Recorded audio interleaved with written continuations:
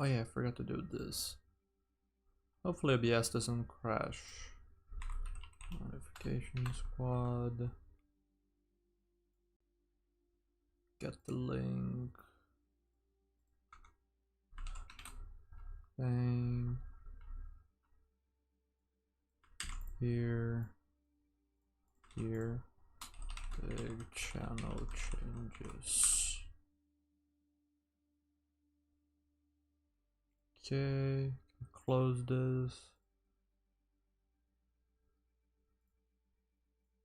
Okay, live on both platforms. Hello, Techno. Okay, let me test Twitch chat. Okay, it's working as well. Good. Everything should be working then. It should be working. What up, everyone? Rank today? We'll see. We'll see. Let me do this. And let me go over to here for the time being. How's everyone?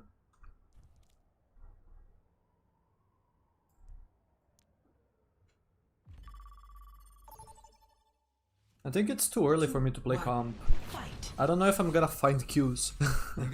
Or at least good quality queues. Because this account is one game off GM1. And it's kind of early for NA. Also, I don't want to go EU because people are banning Genji a ton there. Something I find really cringe about really high rank is that there are some people that are just so good at their characters, right? That people just start banning those characters whenever those players are live, or whenever they just think that those players are playing. They don't even know if the player is live, they just ban those characters every game. Just so that they don't have to face the one tricks on their good characters. So in EU, a lot of people ban Ball, they ban Genji, they ban Bastion. So I think not playing EU is smart. It probably means no rank this early, at least for me. And I haven't seen any Genji bans because people barely play Genji here. But it's too early. What are the channel changes? Yeah, that's what I want to get into. Let me stop for a second. So I've been thinking about like changing my patron and stuff. And then kind of ended up with the idea of making more channels. So if you think about like how Spyro does it, he has a coaching channel where he just uploads the VODs of his coaching stuff and whatnot. I want to do that as well. Mainly because, one, it gives me content in places where I otherwise wouldn't, right? I've been coaching a lot of people over the year, but none of it is public. I purely do private coaching sessions. And so the amount of people that actually know that I coach is much smaller than it could be, because there is very little advertisement for it, essentially. And uploading coaching VODs is the best way to actually get people to know about it, because the people that are interested in watching are more likely to be interested in coaching, right? So yeah, like a channel for coaching stuff, where I upload VODs of coaching sessions. And as well, I'm gonna be actually changing the system for my patron stuff, where same deal. I've been doing like 2 workshops, so almost 3 hours of educational content per week for almost a year or something. I don't remember. I just know that I have like actually hundreds of hours of educational content on my Patreon, but it's most of it is paywalled, and I don't like that. I do need to make money to be able to make a living off of this. Heck, I'm not even gonna get into the fact that I'm not currently making a living off of it, and the fact that I'm only doing this because I'm lucky enough to be in a position where I don't have to make a living yet. But with the with the Patreon content, it's just like it's so much good content that is just like not being watched by basically anyone else other than the few that have the means to and are interested in paying for that kind of content, which is a shame. I hate paywalling stuff. So what I'm gonna do is change the paywall. I'm gonna be changing the paywall from being able to participate and watch to only be able to participate. I'm still gonna host free workshops every month, but everyone is gonna be able to watch a workshop every week. Because the people that participate are the ones that are paying, but the people that can watch is gonna be everyone, because it's gonna be posted on that same coaching channel. Does that make sense? So not only am I gonna have coaching sessions in the channel with a discount, I'm still gonna have the opportunity for people that are shy and don't want to have their VODs shown to everyone, right? To just pay for a completely private session, but I'm also gonna have a discount for those that don't mind, so that I benefit from being able to post it and get more advertisement, more content, right? And then they get a discount in the coaching. And then for the workshops, still very useful. I still like the workshop. They serve as inspiration for me. They serve as a way for me to be able to help people more regularly, right? Rather than having to like, oh, pay for a coaching session every now and then. It's just like, no, you have access to like weekly help if you want, with a bunch of different types of workshops that I host, from live coaching to classes that I do on specific topics and whatnot. That kind of stuff, everyone will be able to watch. You just have to pay to participate, unless you are fine with like once a week or once a month with the free ones. So that's what I was thinking. But I was also thinking about gameplay. I really want to do more gameplay. I do need to be careful with like at least ranked gameplay because of like stream sniping and whatnot. Not so much because my stream is massive, but people know that I'm a content creator for the most part. At least I would assume that most players of this level that know me as a competitor, because they see me on this rank often, know that I stream, and so if they see that I'm playing, they might just try and jump into the stream and snipe, even if I don't have the biggest channel, right? So I do need to be careful about potential stream snipes during streams, although I do want to do ranked streams. But the main way that I was thinking about it is to have just me recording offline and just posting matches. And that's something that I haven't really done on the main channel, because the content would be would not quite belong. Because the problem is, if I narrate too much during a match, my performance drops. I cannot narrate fast enough. That's the problem. Even if I develop my narration skills, which I have, to be very good, I still cannot keep up with the pace of the game. So I either slow down my gameplay or I don't narrate properly. And so, if instead I was able to, and if I don't narrate, then it's just kind of like a gameplay VOD, and that kind of doesn't belong in my main channel. So this is why I want to make a gameplay channel where the people that sub to it, the people that watch it, the people that get recommended those videos are fine with just watching the gameplay, with very little narration, with very little educational content, which is like the main draw of the main channel, right?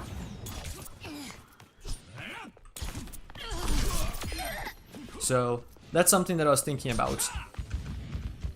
The people that want to watch a specific kind of content will have a channel dedicated to it. That way I am more free to actually do all of the ideas that I have, because I'm not just suddenly alienating an audience that I have already built, because I'm gonna only be doing one kind of content in one kind of channel, so I'm never gonna alienate an audience. That's basically it.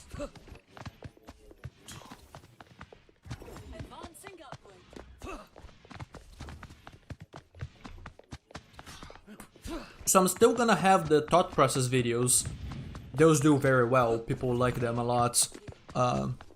It's just those videos take a while. Usually from like 3 to 7 days of work to make them. From figuring out the topic that I want to talk about, to how to package it, which is like the title and thumbnail and whatnot, to, let me think, actually writing the script, making sure that I'm not taking too long with it, right? Having a good mix of entertainment and education, actually editing and whatnot, right? It's a lot of work. So I'm still gonna have those, it's just those are gonna be on the main channel still, but I'm gonna also have the general gameplay. Okay, I think that, especially considering that my Genji gameplay is so unique, it really shouldn't be, because this should be to a certain extent standard. Maybe I push it a little bit to the extreme, but like a lot of what I do is just like what good Genji gameplay in theory just looks like. A lot of Genji players are really bad at setting up, at positioning, at timing and whatnot. So the fact that I barely upload any gameplay and even just barely stream is a problem, because people cannot just like watch over like a lot of games from me, because 99% of my games are never shown to the public, and look at the patterns of my gameplay and see how I succeed at such a high level, right? Despite the pain. Like actually, a lot of my games would be really good. Like if I didn't feel the pressure like I do right now at the main channel, that I have to do a really edited video on my gameplay to post it, I could be helping so many more people by just having gameplay VOD that people can study themselves if they want, or just watch for entertainment, whatever, right? Let's try something else.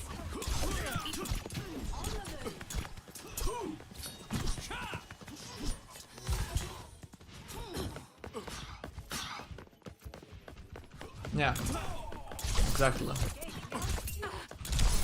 So that's the kind of stuff that I've been thinking about. 2 new channels, a little bit of a change on my Patreon with the system.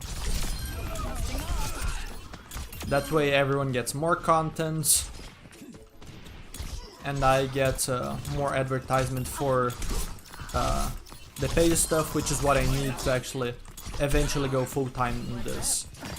Or at least go full-time in a way that I'm self-sufficient and I'm not dependent on my circumstances to be the ones allowing me to actually do this without having to worry, right?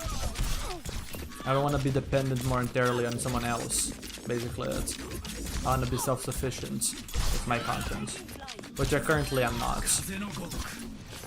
I don't make minimum wage yet.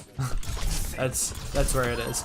My estimation is that I make a little bit under half, or sorry, a little bit over half of minimum wage, maybe like 6 to 6%. But that's still not good. It's better than where I was before, with like either not making any money or making not even close to that. Just like, oh hey, maybe I can buy like a new mice or something. Like now I can actually buy stuff with this if I want. But it's not even close to living wage. Yeah, I have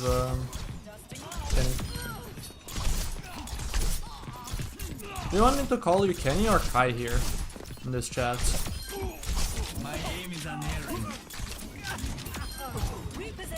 I'm not gonna lie, I really love going into this workshop and just seeing the results of my aim training. I know that right now the strafes are not crazy. I have not set them to crazy, but just seeing the smoothness on like the reading of the strafes, like whenever you get into a rhythm with these guys, it just so, I don't know, there's something so satisfying about just calmly aiming these strafes, you know?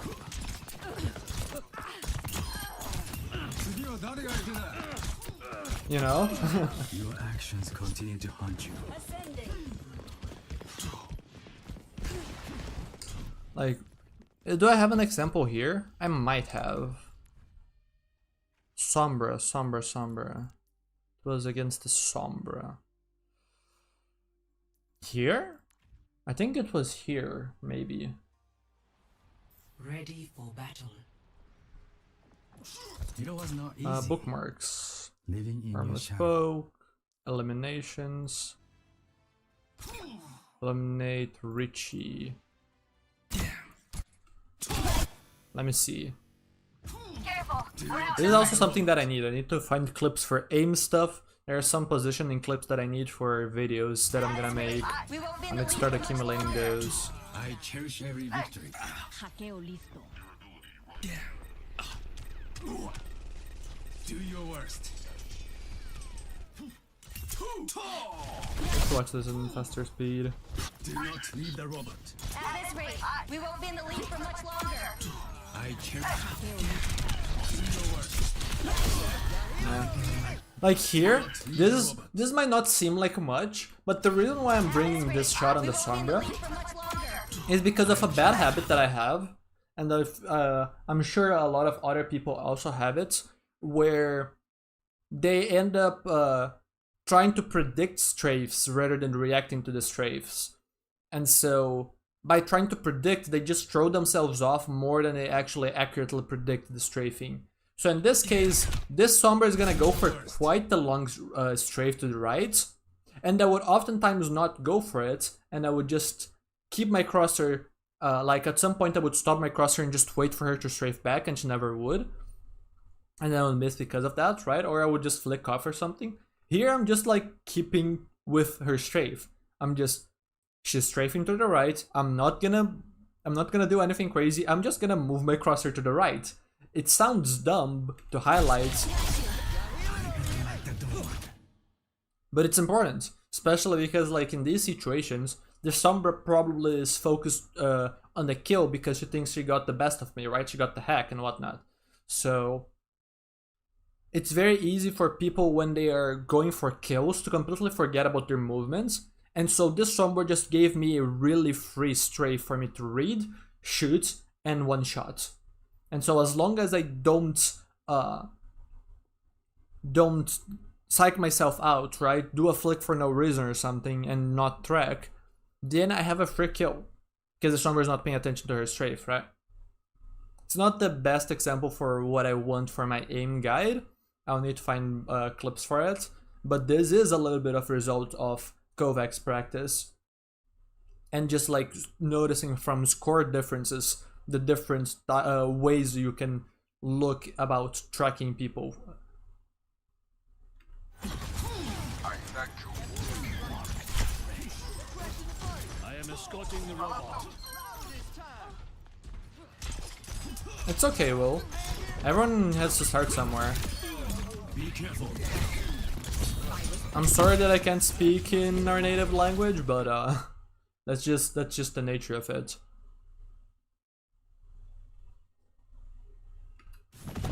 Quadruple overtime of nearly 200 the limbs. Okay. Let me see. I need to go open my window. So give me 1 second.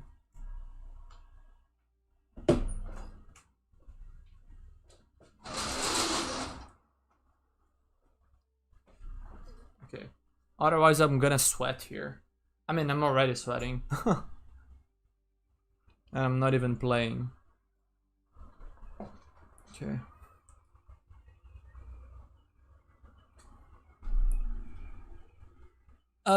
It depends. It depends. Being ready for a strafe back is different than predicting the strafe back. A lot of people end up trying to predict the strafe back and just they just throw themselves off for no reason. And a big important part of this is that I mean, it obviously depends on the strafing frequency. When people are strafing really fast, it's really annoying for like characters that have fast fire rates to actually track those. So if you think about Tracer, Soldier, Wrecking Ball, if someone is strafing like this, Cheers, love. It's right, time to decently say short hello. strafes, every time that you have to react, the person is almost already walking back. So you're gonna be constantly behind. So in that sense, yes, you need to attune your frequency to theirs, but unless the strafe is like that, from my experience so far, it's better for you to not predict and just accept that whenever they strafe you're gonna lose 0.1, 0.2 seconds, however it may be, and then just adjust and be completely on target for the rest of the strafe until they change directions. Because otherwise, what ends up happening is that you lose more time on targets from you trying to predict and also focus on the strafe because you're thinking about when they're gonna strafe back, then it is actually worth, then it actually helps you. So obviously there are different techniques for different situations, but it's something that you have to learn with, through experience over time, just like testing different techniques against different targets in different situations, right? Just building that that foundational knowledge and experience. Yeah.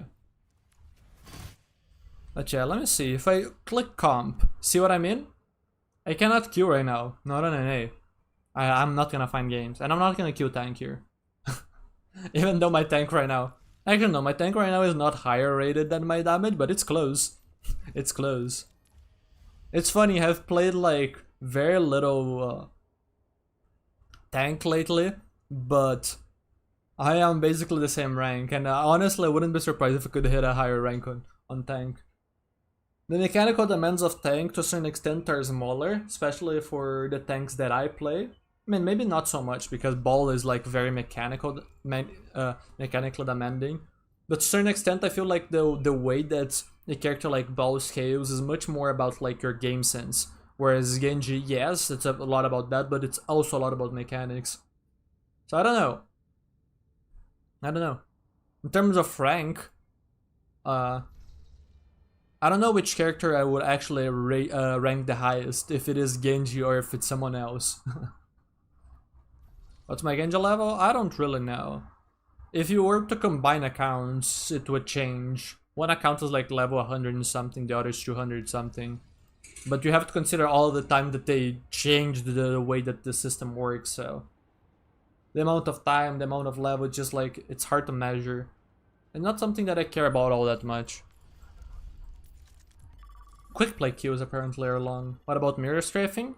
Again, it has its places. Has its places in the right situations.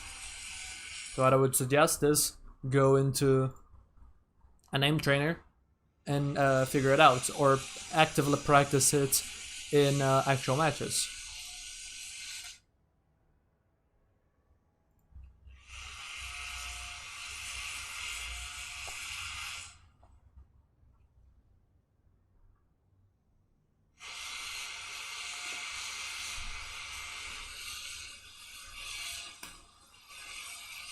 I have probably like 400.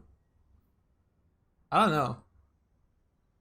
Maybe a little bit more because of my time spread across 2 different accounts. But I don't have that much time on Wrecking Ball and other tanks. It's funny.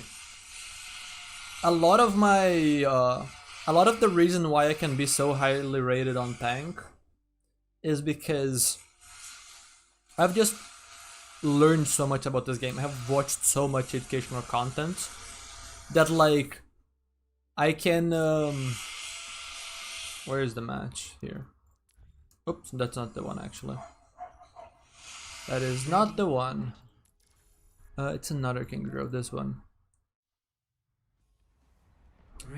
That like I can use a lot of the knowledge. So like for example on tank I don't have the same amount of reps, I don't have the same amount of volume that I have like I do on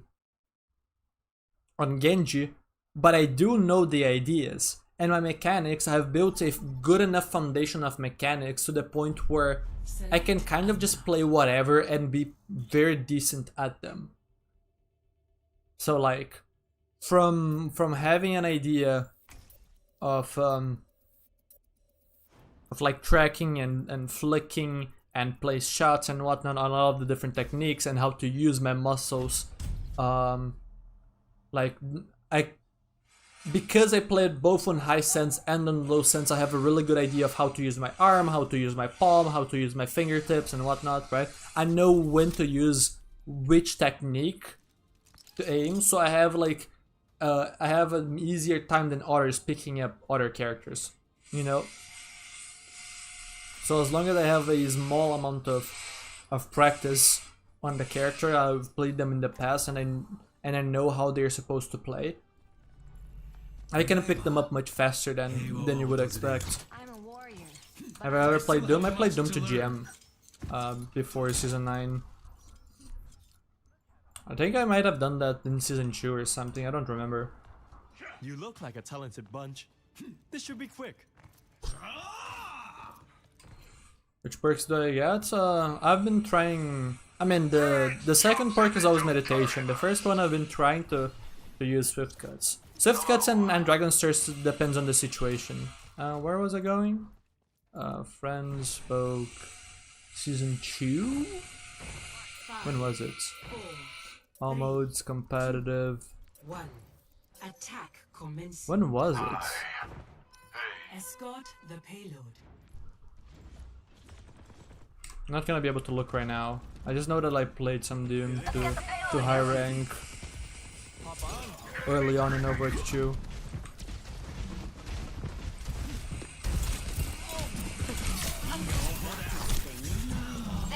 I'm dead. No.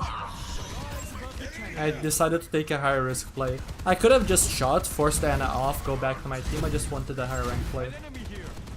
Also, when I talk, can you hear like noises from like the streets? I have my window open and there's like construction work, and now there's like an ambulance.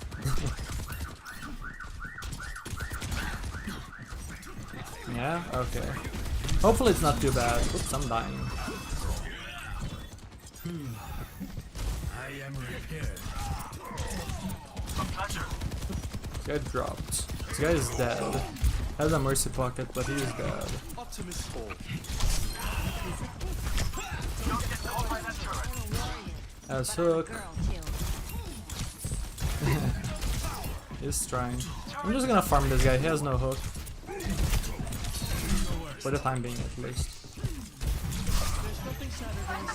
Bruh. I was trying to bait Hug. Ultimate's charging. Hug is interesting, not in the sense that he's a good character and a fun character, but that there are some cool mental games with him. Like when he's gonna use hook and baiting it out. Like, see, I'm trying to make it really enticing for the Hug to hook me, so my team is free to play the game, you know?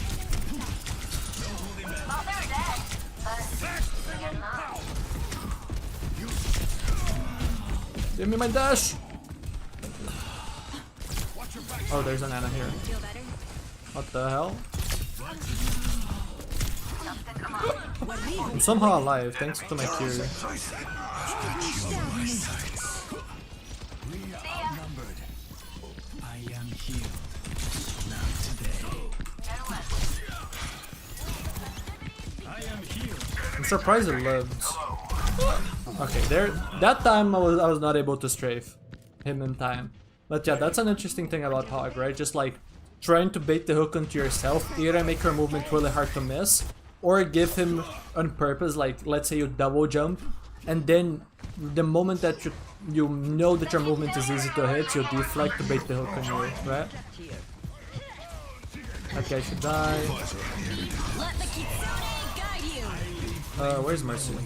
Okay, never mind, I can stop this.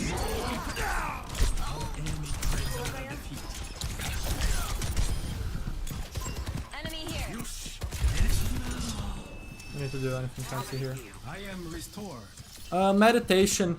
Here's the funny part about meditation. The deflect nerf does not make meditation worse, it makes meditation better. Because if you're gonna use a cooldown that's on that long of a timer, you want it to be strong. The fact that they have made it slightly worse or less frequent just makes it more necessary for you to actually get good value out of it, which is what meditation gets. Enemy So if you think about the new Reaper perk, because they nerfed oh, I should miss the nade. Let me actually focus on trying to win.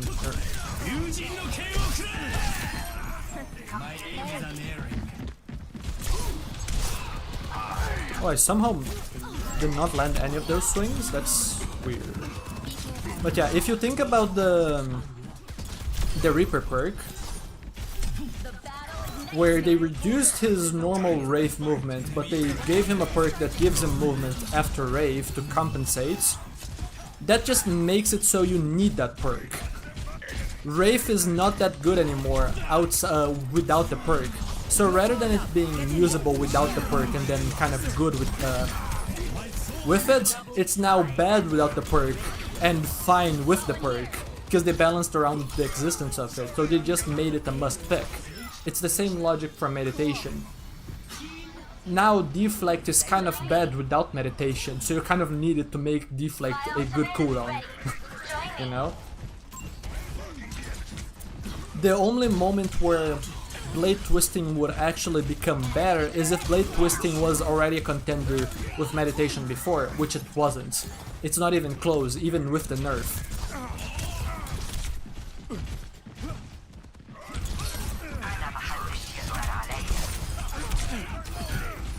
You know? So that's the interesting part about it. It's very easy to get baited into this idea that it got nerfed, so you should stop picking meditation and pick blade twisting now. No, you shouldn't. Only if blade twisting was competitive before, which it wasn't. Tactical visor activated. I've got you in my sights. Let the kitsune guide you.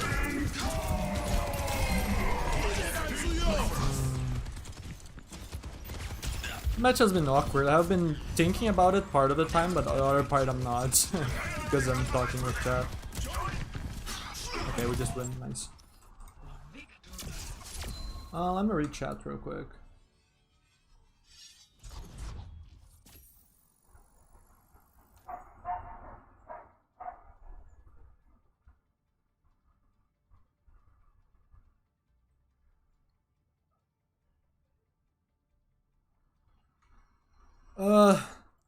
Blade twist. The problem with blade twisting is that getting use of it does not equal value. It barely ever gets actual value. Yeah. Most Genji players overrate damage. They don't understand the other aspects of Genji that make him strong. If Genji's value came from damage, he would be one of the worst DPS in the game. Let's quickly look at it. Who has better damage than Genji? Ashe, Bastion, Cassidy, Echo, Freya, Hanzo, Junk, Pharah, Reaper, Sojourn, Soldier, no, not Sim, Torb.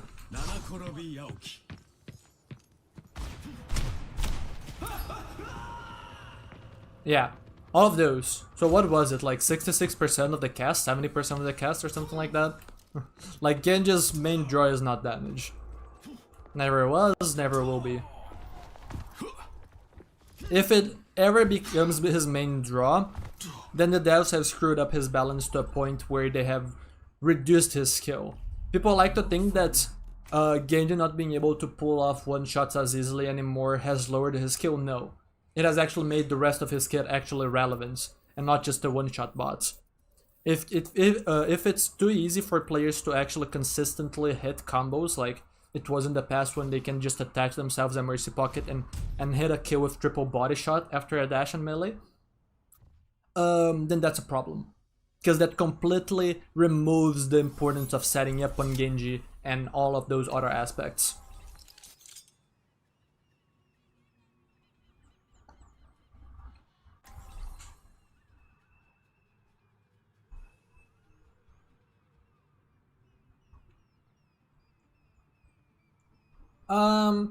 Here's the big thing with like the breakpoints. It's a very easy trap to fall into. 25 damage is not much. It's less than a single shuriken. Meditation gives you extra health, which allows you to shoot more and deal more damage than blade twisting. So if we literally, if we only compare meditation and blade twisting Sadly, through the only niche that blade twisting has, which is damage, meditation offers more damage than blade twisting, and that's ignoring in the comparison or the fact that meditation is useful outside of damage. But that's the funny part about blade twisting. It's a balanced design. Oh, sorry, it's a design issue with the perk that if it deals too much damage, it's broken. So the devs cannot make it more than 25. The devs cannot make it more than 25. If they do, the perk is broken and unfun. Like, no one would like to play against Genji when he can just assassinate anyone that drops below half HP instantly. With like 50 damage blade twisting, right? But if it's too low, then it's also useless and should never be picked. It's just a perk that does not have any nuance to it. It has to be broken for it to be relevant. So it's just a design that I wish the devs gave up on. And I've already suggested the devs a bunch of different ideas. Reloads, some shurikens on dash, give over health on dash, lower your cooldown on dash based on the number of targets hit. You know, there are many ideas. Just not the damage. Stop doubling down on the damage. This is the second rework they have given to blade twisting and it still sucks. Dragon's Thirst is probably the better perk most of the time. And not just most of the time, for most of the players too. I think Swift Cuts is a deceptively hard perk to use. It seems like a perk that rewards brain dead Genji, it's quite the contrary. It rewards really good Genji play. It increases the ceiling of what you can do, as long as you have the skill for it. That's what I've found. It's really easy to just try and abuse the perk and just end up feeding because of it. So the design of Swift Cuts is great. And the design of Dragon's Thirst is great. There's an actual opportunity cost there.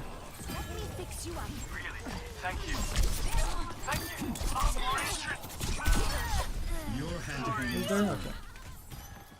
But yeah, I really like the state of the minor perks. There's the reason for you to pick each. Both of them require you to use them well. You cannot be brain dead with Dragon's Thirst because you'll just feed 1v5. You need to know what you can actually do with the perk.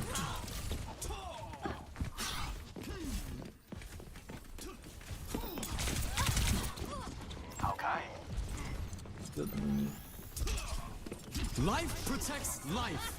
Bring in the rain. The funds you in.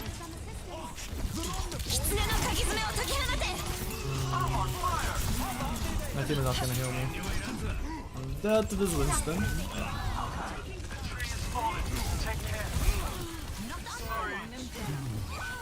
Just like old times.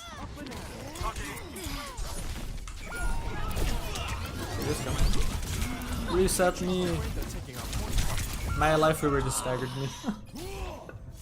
I still don't see the argument against G25. Just hit your shots. I have been thinking about arguments for blade twisting for as long as it has released. I have not yet found, after over 6 months of thinking about it, an argument that makes blade twisting worth the pick.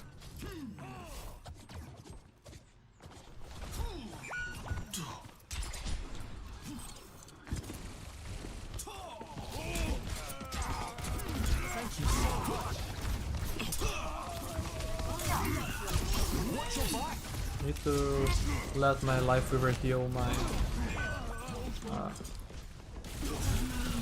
they're all dead.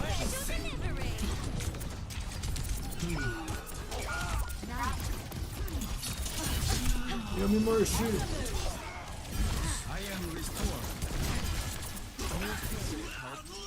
Okay, let's retake this. I'm gonna focus on the match for a bit. Okay, that sees you out. I need my supports not AFK. Where are my supports? I love AFK supports.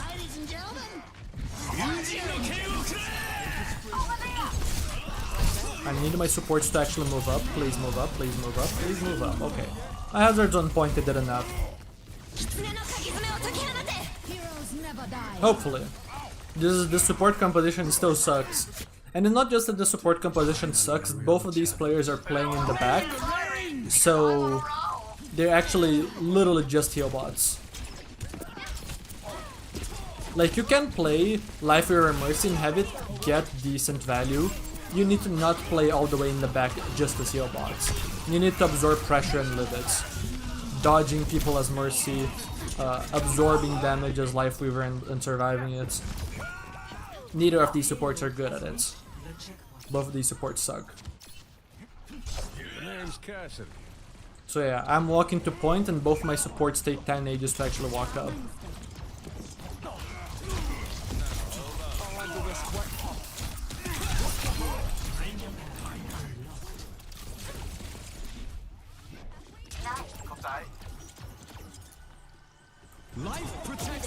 Turbo had effect on Blade too, bro.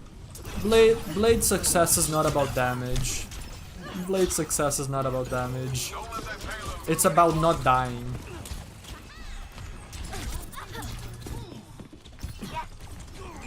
People always get this confused. You could nerf Blades to 70 damage, it would still be good. Man, maybe not 70 damage, but I'm not gonna lie, I would actually still get value out of Blade with 70 damage. Let's just lose. I don't want to play with these supports any longer. Like, I actually do not want to play with these supports any longer. I'm gonna avoid them in quick play, I don't care. Don't lock me in with Life Weaver Mercy ever again, please.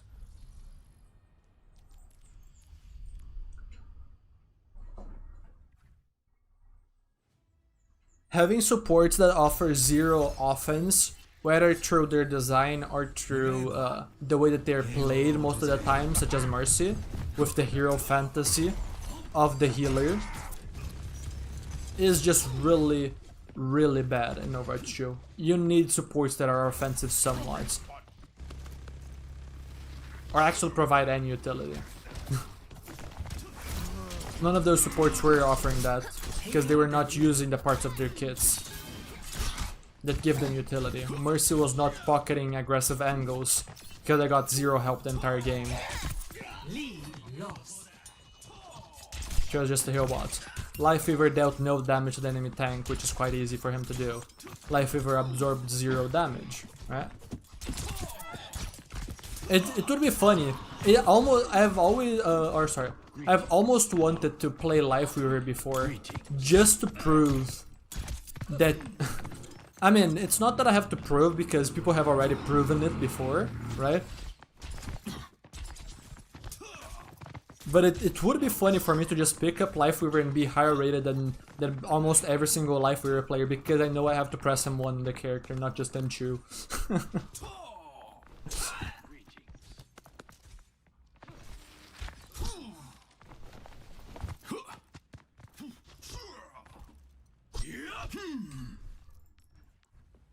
But yeah, it's funny. People see me as a one trick, but I can play most of the roster to a higher level than most players. I can play people's main to a higher level than them most of the time. Like, look at this. This is all GM1. This I only climbed season 15. Yeah, it was late. I got all of them to GM5. All of them top 500. Now I might hit Champo rolls. Wait, where is the? This is not season. Oh, it's because I'm on my main. Yeah, it's season 19. Yeah, like here. I'm almost champ on DPS. I'm almost champ on tank, and I wouldn't be surprised if I could hit champ on support.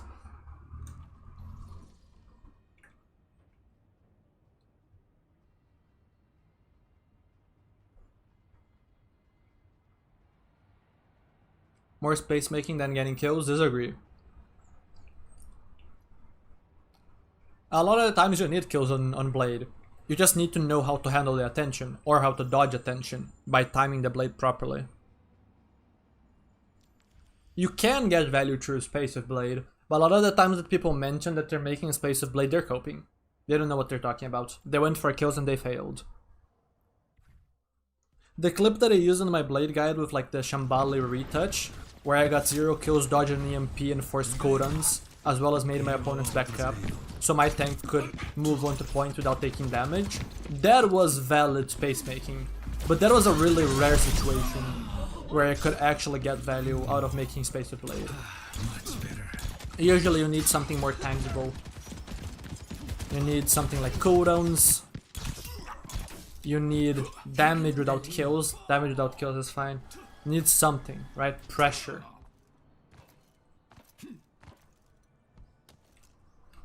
But it really depends on the situation.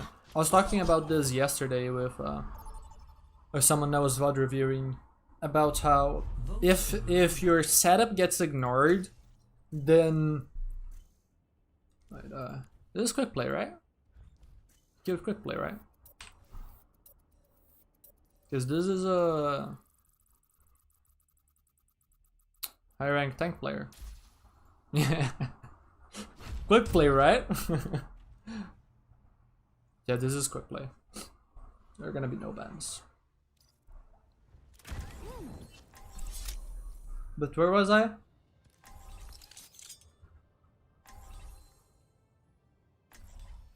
I don't remember.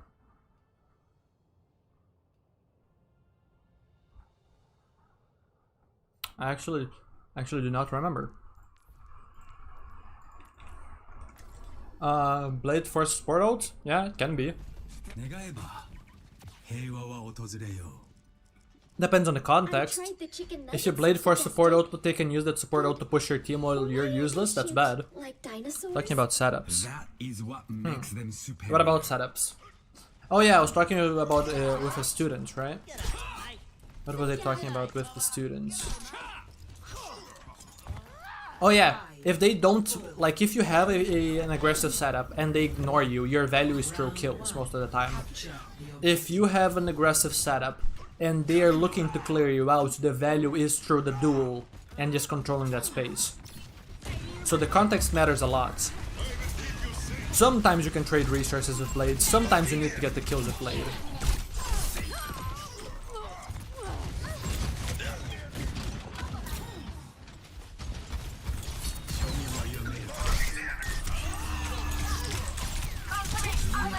Bruh, if I meleeed one more time I would have killed him. Healing pylon out.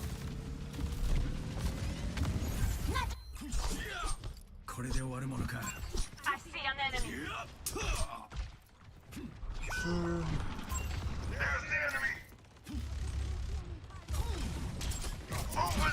Okay. I should have used dash since I was getting a dash reset there.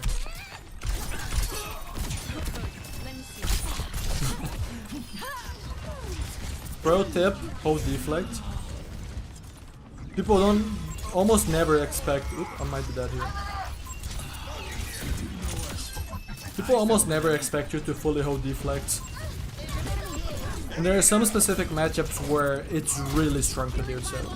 Obviously it's matchup dependent, there are some matchups where you can't. You shouldn't.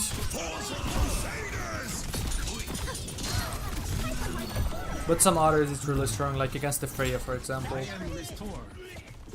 You avoid the final bolt and you hit it back. Because she's just like holding it and waiting, so she's moving slow, so it's really easy to aim.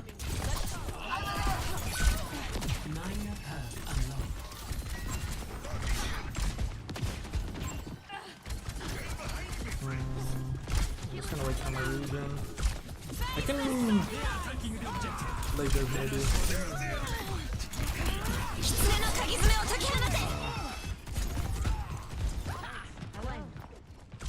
I'm gonna save this mega for later, I don't need it right now.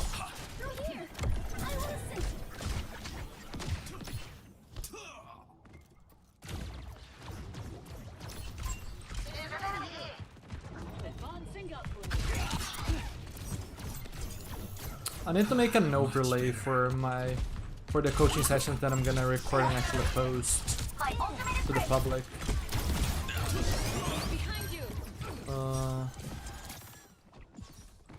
Let me actually pay attention here because Echo's marking my angle. Ladies and gentlemen, start your engines.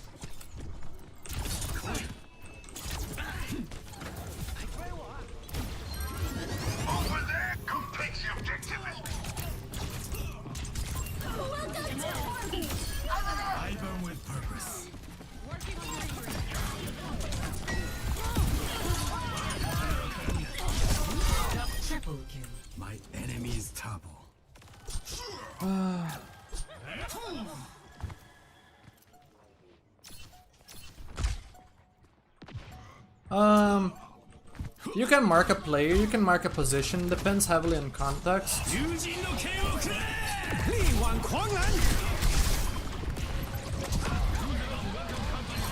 This is a bad fight, by the way. I just played a 12, so I actually made it be worth. Because now their touch is really bad and they don't have the resources for it. Because I forced all of them. But that was a bad fight, because it was blind.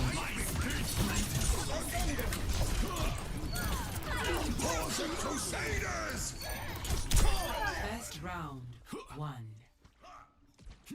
But like, it really depends, like... Score The, 1-0. oftentimes what you wanna do is you wanna prevent the enemy team from having setups on your team to get kills. And after you have done that, you set yourself up. So if you're the one attacking, you usually have to start by clearing the enemy team. So remove the flanker angle, remove the high ground angle from the hit scan, etc. When you're defending, you're doing the opposite. You're trying to use those positions to get kills and whatnot, and preventing those players from removing you from those positions. On a neutral state, people are just fighting to get their setup. So right now we're in a neutral state. Both teams are gonna get here roughly at the same time. I'm a flanker, I'm gonna take one of the flanks. If I find a flanker, I'm gonna have to duel them for the space. Nobody is here, so my value... Oops, never mind, there's someone here. So I now need to duel them for the opportunity to go in the enemy backline. Echo gave the angle, now I can go in backline because she doesn't have an angle and I do. If it was the opposite, then I would be trying to mark. Like that Echo should be trying to mark me because she has no angle, but I do. You know? Does that make sense?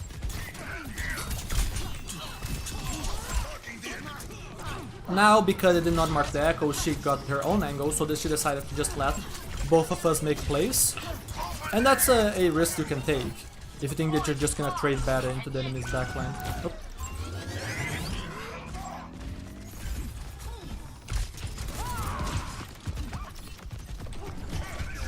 Like for example, here I could be reading, okay, they have Brig, they have Kiriko. This is a hard backline to kill, so maybe marking backline has more value. You know? So, my backline with Ilari, like assuming I had someone like Zen as well, or Anna, my backline would like be very clear of like, okay, if we just live long enough, my backline just gets more value out of existing. Lara is a good turret character in the sense that she just puts out a ton of pressure if you just let her live. And because the backline is hard to kill, me just playing to mark the enemy DPS and give my team time probably wins fights. So right now what I'm gonna do is try and remove these DPS angles, just give my team time to work. That's what I'm gonna try. This flank is not very good because it's very open, so I'm having to use my team's distraction to push. Now that I'm actually here, I can tread and do DPS. I'm not gonna kill. In fact, I'm just gonna die because she just hits the shots. But you can see how, without threatening a kill, I'm forcing Freya to look at me, I'm forcing a support to pocket her. Because I'm just that scary up close. It's not the kill itself that's gonna necessarily be the value there, it's the kill threat from me literally just walking up. They are threatening kills on our team because they have forward setups, so I'm gonna start by trying to clear these setups. Clear the left side angle. My team is walking main and clearing main. Then cause that, so I'm just waiting for them. Much better. Okay, my team is fine walking on the right. I need to be careful with the Echo here on the left. Okay, no threats. We have removed their threats. Now I can set myself up.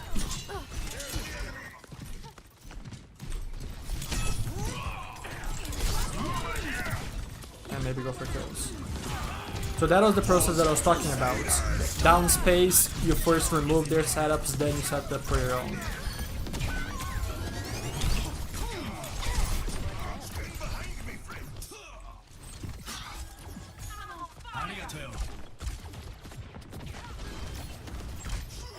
Rank is irrelevant.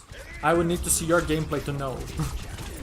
You could be on this rank for multiple different reasons, so telling me the rank does not help me give you advice. I have a setup, they don't have setup, so I can go for kills. And they should be looking to clear me out.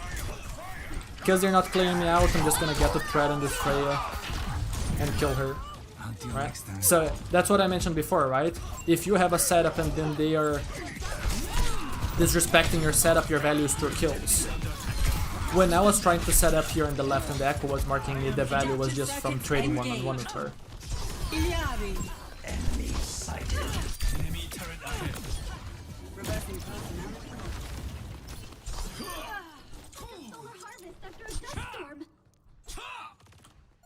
How do I play here? They don't have rally. I don't think they have Queen out, but I could be wrong. They thought play Freya cooldown. My Reaper should be forcing a cooldown here.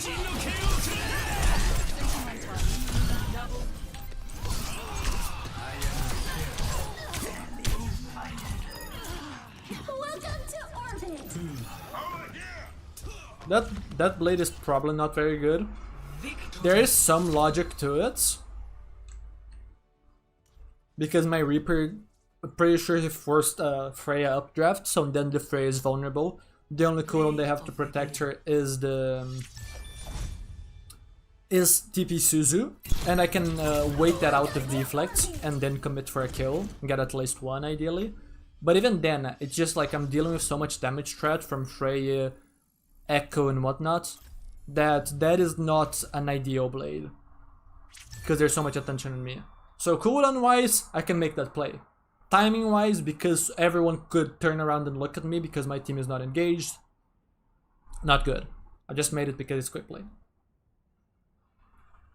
But if there were less people there, like if the enemy team was already pushing up to go point, that's an amazing blade. I would make that in comp.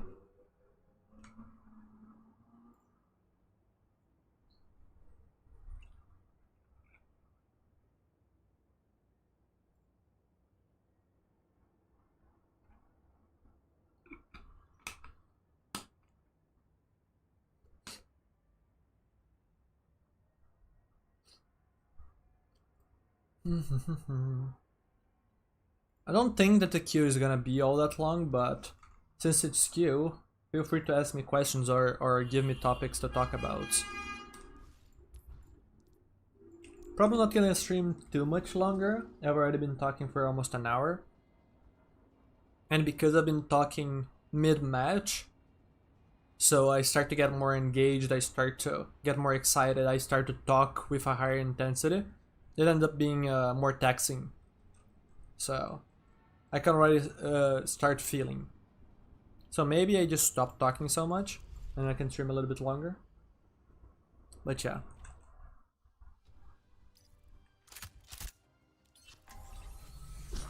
And they say chivalry is dead. And they say chivalry is dead.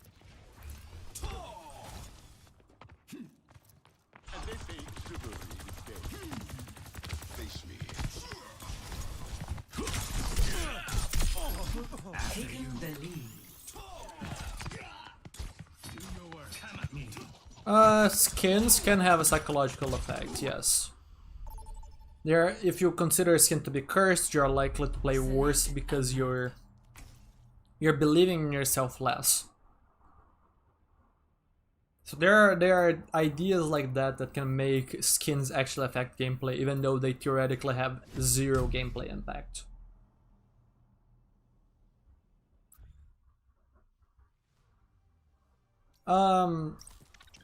Here's the deal. You're fighting a pocketed target. I'm assuming you are not. Are you supposed to win a 1v2?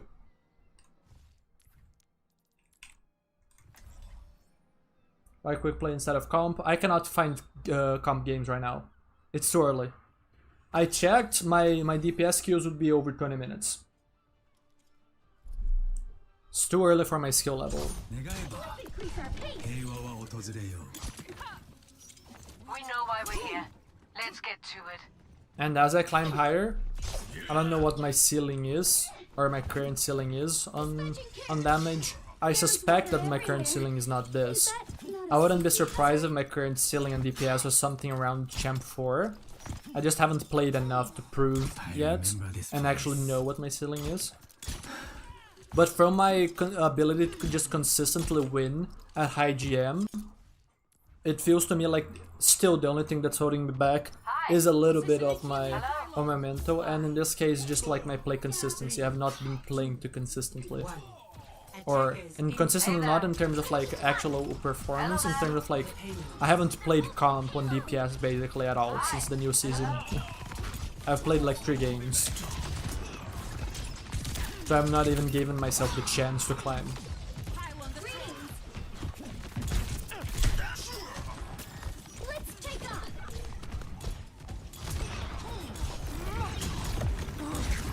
Besides, the quick play matches are still gonna be good challenges.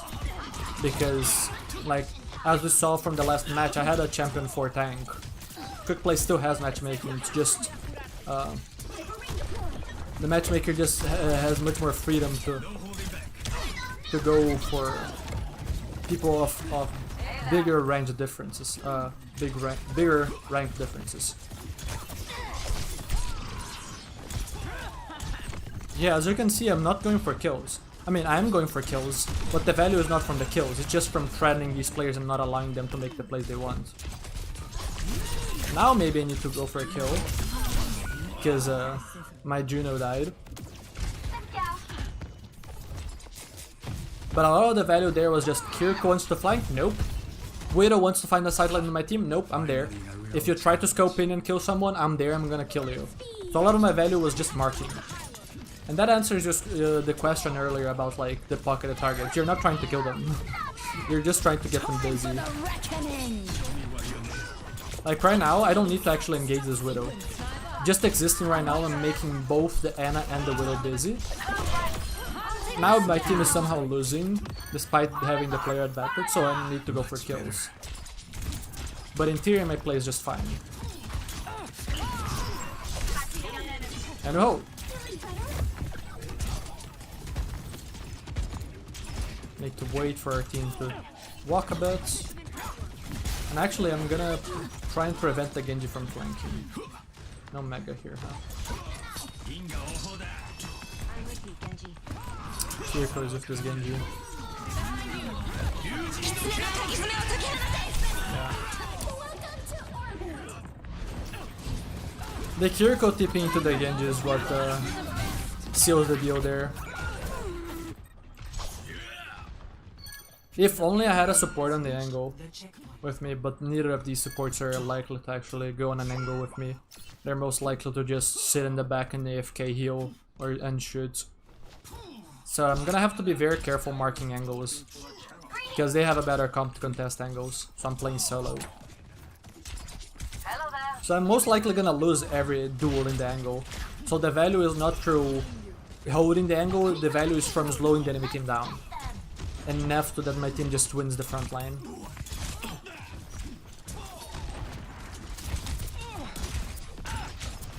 Right now, force the Junk Queen off, they have bad positions, gonna hold the angle. Be careful on the angle because of the amount of support.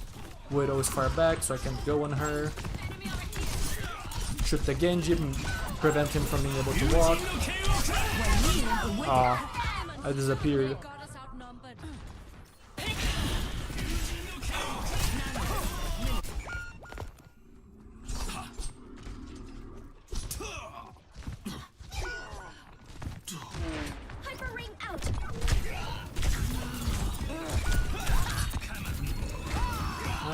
Let's capture them. Time for the reckoning.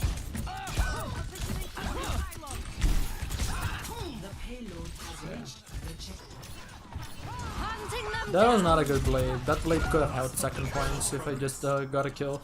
I just went for an impulse blade. It was not a good impulse blade. Mainly, it's not the problem of like blading the half HP tank. The problem is which tank. Quinn can kill me close range very fast. If it was a Sigma, it's fine. So because I'm half distracted by chatting, I did not fully realize the situation. I need to creep up on this Widow. Personne n'échappe à Yep, mon you regard. can see that's just popping sights because my flank is that scary. Genji's gonna come mark me, so my value now is living.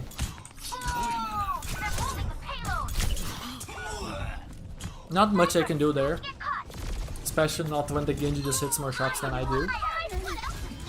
But even then my team is fine. Because I just forced a good trade. Widow couldn't play the game very well because she's scared of me. Genji goes to mark me with Ana support, so now my team is in a 4v2.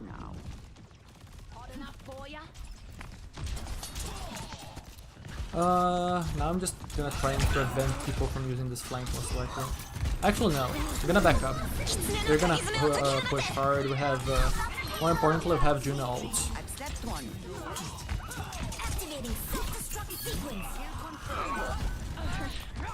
So I want to make sure that I'm alive for Queen ults, or Juno ults basically. Because I'm a very important part of our kill traps during Juno ults.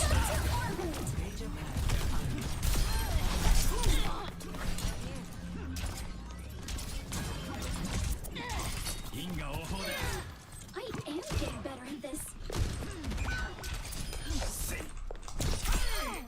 After you. It's quick play! Show me what you're made. Have we reached champ yet? No. I haven't played enough to hit champ. During the time that I was playing, I was just not good enough yet to hit it. And now that I feel like I am, I'm not playing enough. Also, the moment that I feel like I was good enough to hit champ, I started to have internet issues. And server issues. So I kind of had to not play for like 2 weeks. So that was bad. Just gonna wait for Nanoblade. Bait them in. You're too far back right now to ult them. Time for the reckoning!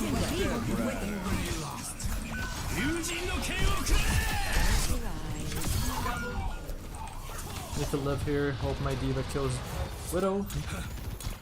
I am The here. payload is approaching its destination. Oh, shame. Defeat. I needed to not get hit by that Queen ult. That's fine.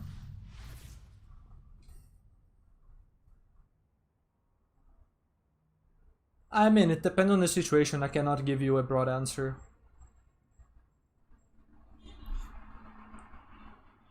In that specific context, right at the end, we have better spawns, so trading kills is good. For the most part. Unless you're a specific piece, right? Like, if I trade with the Widow, but that prevents us from nanoblading, then that's bad, because then suddenly their Queen ult has no answer, ult economy-wise, from our team. Our answer to their Queen ult push is nanoblade.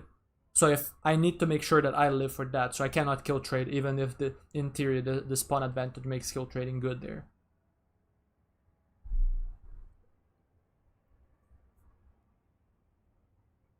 Depending on things? It depends on how fast I want to shoot after. If I want to shoot immediately, I don't right click during the dash.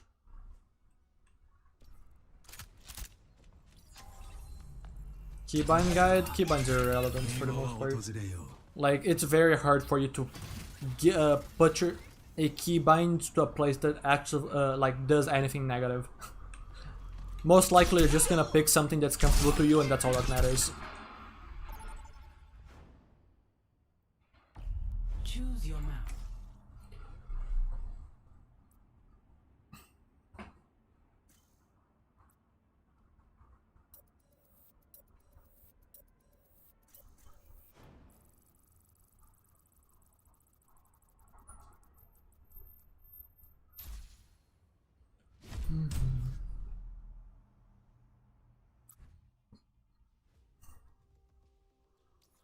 Something I need to think about for the other channels is what will the thumbnails and titles look like, especially for the gameplay videos, if I'm gonna have someone else manage those channels.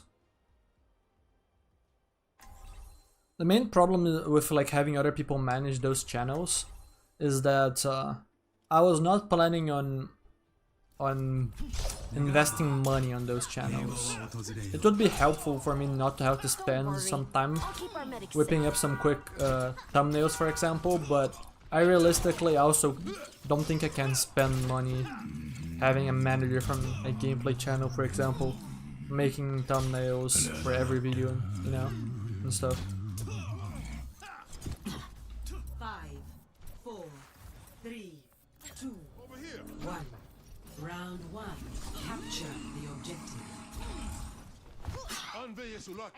M'pas fait toute bagarre. Era.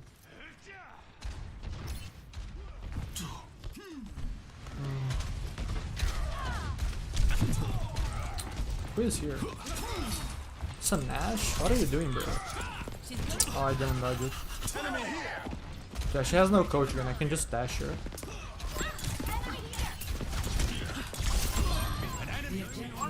And yeah, there's no reason to panic my aim. I have an overwhelming advantage. Hostile mark. I'm gonna try and practice my aim this match. Where's the Salichi?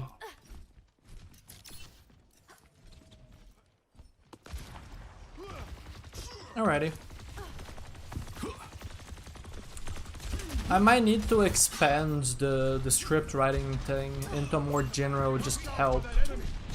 And just give different roles for what people are doing, like helping with ideation, helping with this or that, you know?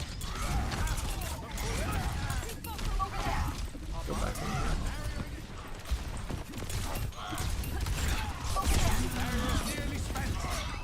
Dead. Not making help soon. Oh. Okay. There.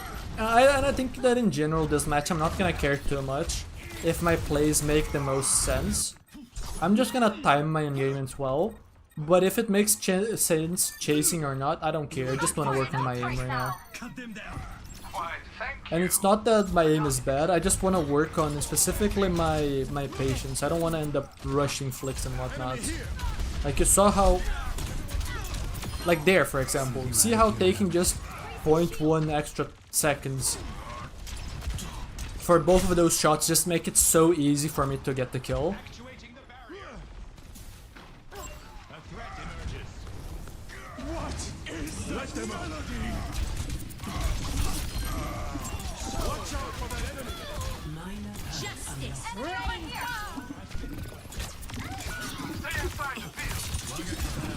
Like there for example, I just flicked off target for no reason.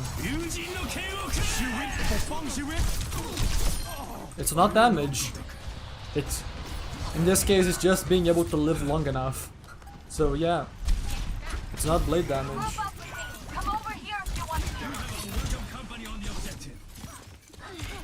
Get back, Brig. Gonna die.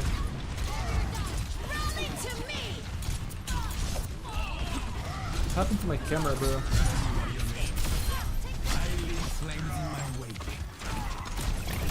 I'm dead here. Bruh.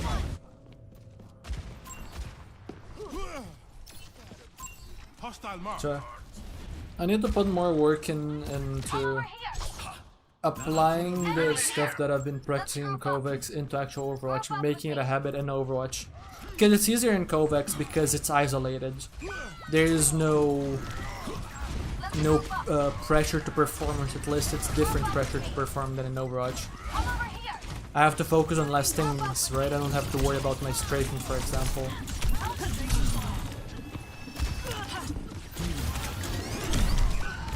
Oh, okay, I thought I could just drop it.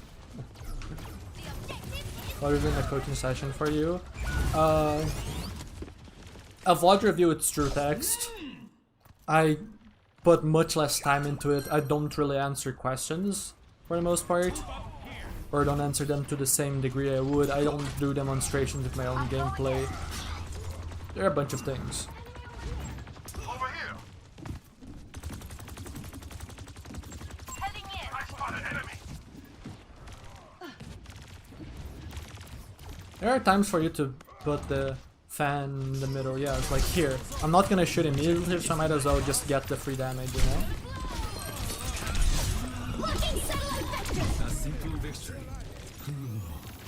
I'll try to find an example of the opposites. Like if I had dash on this Echo, I would not dash right click. Or on this Reinhardt. since it's an easy target, I can just wait for it and just hit the flick. Right. Bob, do something.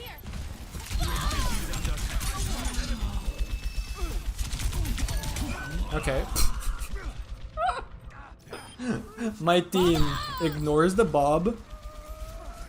First round. Sure, I should have hid behind the behind cover. Near the immortality field. I kind of forgot about the fact that Bob shoots through people. 0. Like the Sigma was not. I'm pretty sure that the Sigma cannot just like body block the shots. I'm pretty sure I have to physically LOS, make the Bob change into the Sigma, then peek again. You're strong enough to leave, Talon. They can't trap you. Because I'm pretty sure that Bob was shooting through the Sigma. Trapped. My colleagues give me everything I need. I thought the same thing for too long. When to get to the off angle depends on the reason for the off angle. Are you clearing an enemy angle that you don't want them to have for this fight? Are you trying to use that angle to get kills on people? Round. Your intention determines what you want to do with it. Right now I'm gonna take, let's say, this high ground because I don't want the echo using it. So I'm gonna place myself here and I'm gonna say you cannot use this without fighting me. So you can see that the Venture is fighting me for the high grounds. So the purpose right now is space control.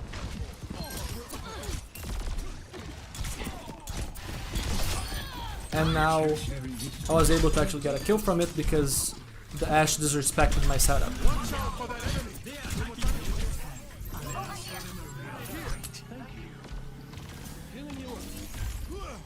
Now that we have space, we are defending.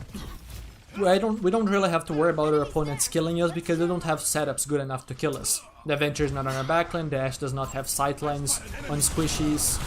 So right now the one setting up kills is us. So my off angle, my flank, whatever, is for kills. So I'm waiting for a moment where I can drop on them without them noticing and going for a kill. I should not have committed there, but I'm correcting when I can, so I don't care. Same thing, they still don't have relevant setup for us to worry about dying. So I can just repeat this play on good moments. My soul is alight.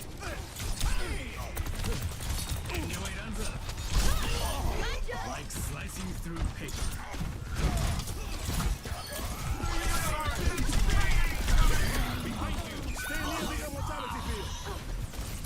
Come? No, this is quick play. This is quick play with higher rank MMR. Not all matches are gonna be the most competitive because the matchmaker is the word that I'm looking for loose? Looser? Or what? I don't remember. We have unwelcome company on the objective.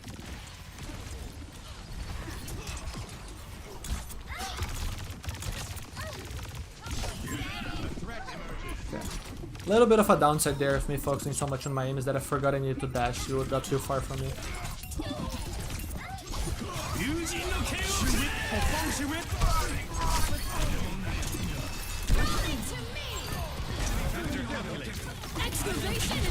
Also, don't think too much about... Here's an important part about just like trying to learn from my gameplay here. Because I'm narrating a lot of different topics.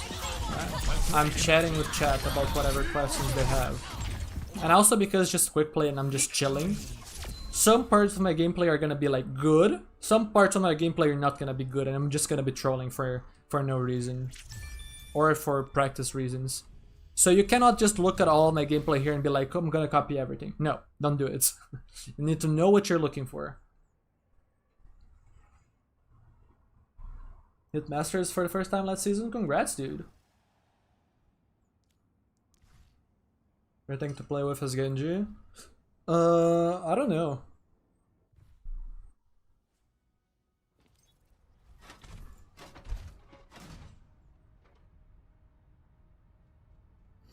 It would depend on map. I want a tank that does things. I want my tank to take space, I want my tank to clear space. I want my tank to be able to take attention. and setup kills and whatnot. So like on King's Row, maybe I'll prefer Hazard over someone like Ball. But on Ilios, Ball is probably the best tank, or Winston or whatever, right? So it's gonna be a lot about just like what's optimal.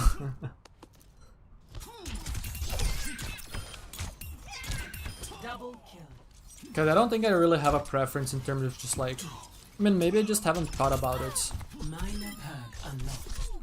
Because I'm so analytical about the game. Double kill. Right clicks in close combat, you practice them. I want to improve my right clicks, so you do right click practice. Practice your tracking, practice your flicks. You just isolate the skill, and then you practice it enough, right? It's the same principles as building muscle. It's volume. It's not I was looking for like a word that describes just like doing something for a long time. So and like consistently. So like you don't build muscle by showing up to the gym one time every week. You do it by showing up repeatedly on a schedule, right? And during those workout days, you work the muscle to the level that it should be, right? Now I will make a video on what was it? The main aim mistakes, so that's probably gonna be really useful for the community. Some of them are related to right click. Flick habits, for example, lack of tracking, etc. But but ignoring those aspects, just looking at just like the basics of practice, it's literally just isolate and do it a lot. Isolate, do it a lot. Where is it on the Patreon? What are we referring to? Coaching sessions, you just DM me. We can schedule through there on Discord, and then the payment is through the Streamlabs link in the description of any video, and Patreon is just through one of the memberships. I'm gonna be changing my Patreon soon, and then that's gonna give you a role on Discord, and then I organize all of the workshops on there. 5, 4, 3, 2, 1. Objective unlocks in 30 seconds. Reload bug? Yeah, I have. I don't know what it is, what caused it. Hope they fix it. Okay, it's kind of awkward whenever it happens. It just like makes you lose focus, you know? Yeah. Good example, this comp, very mobile comp. It's gonna be kind of hard to get kills here.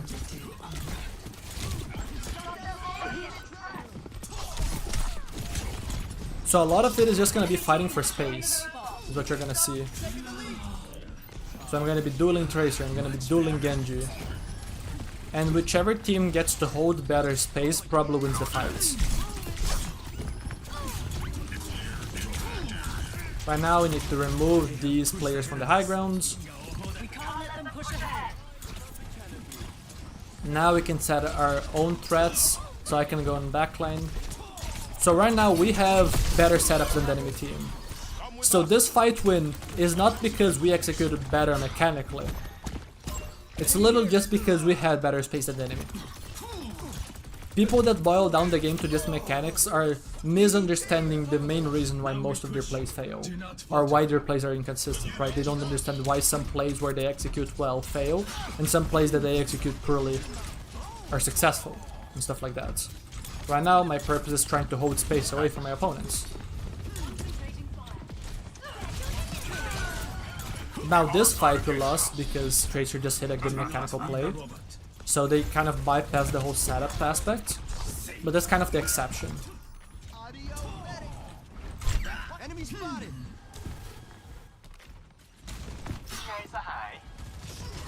Okay, I'm gonna read chat later. Chat is moving too fast for me right now. Plus this matchup requires me to think more. Need a Swift Cut very badly. Very, very useful in this matchup.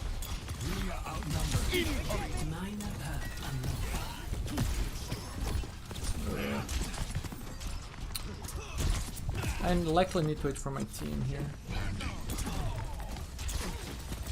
Life protects life. Shirit for Feng Shirit. I was wondering what these extra effects are. It's because of the skin.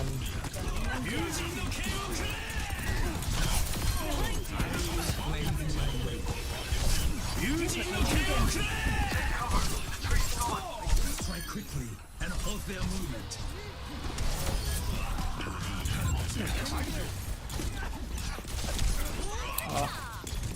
I needed to at least hit the melee to get a shorter dash.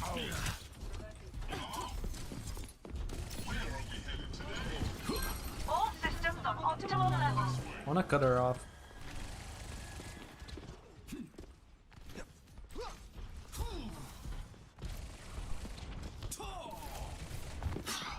Kind of really need to clear this Tracer out.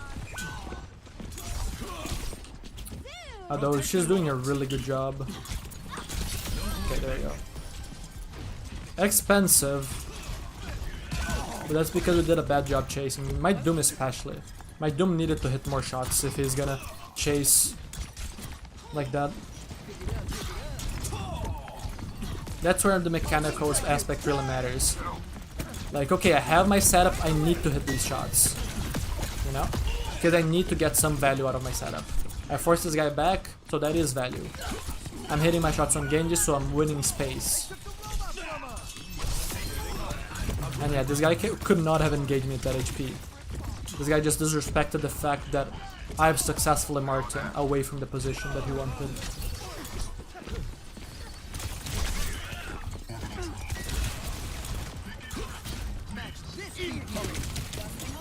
Tracer is annoying. I'm probably gonna have to clear her. I'm here, Curie.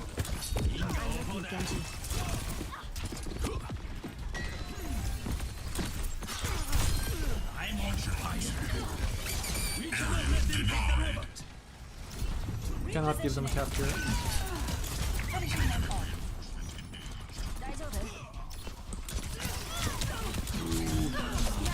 I'm dead here. Ah. Duplicating Life Weaver.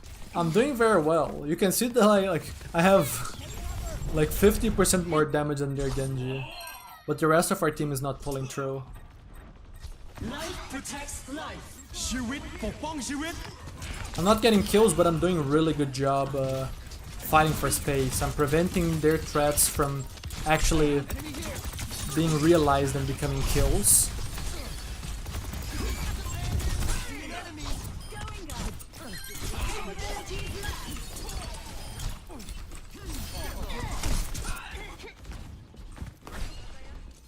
Right side. There's a Tracer here somewhere.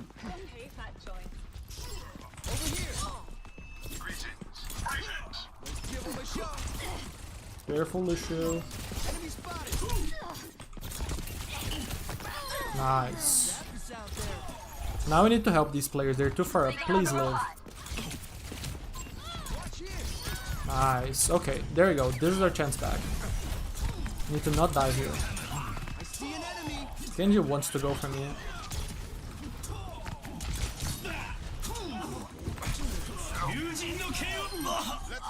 This guy's lost in the sauce of how to play this matchup.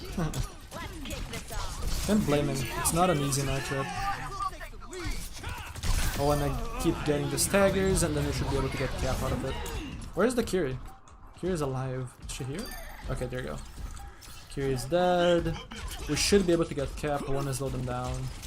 So I want to shoot whoever is aggressively positioned, like this ball. I'm gonna make their walk up hard.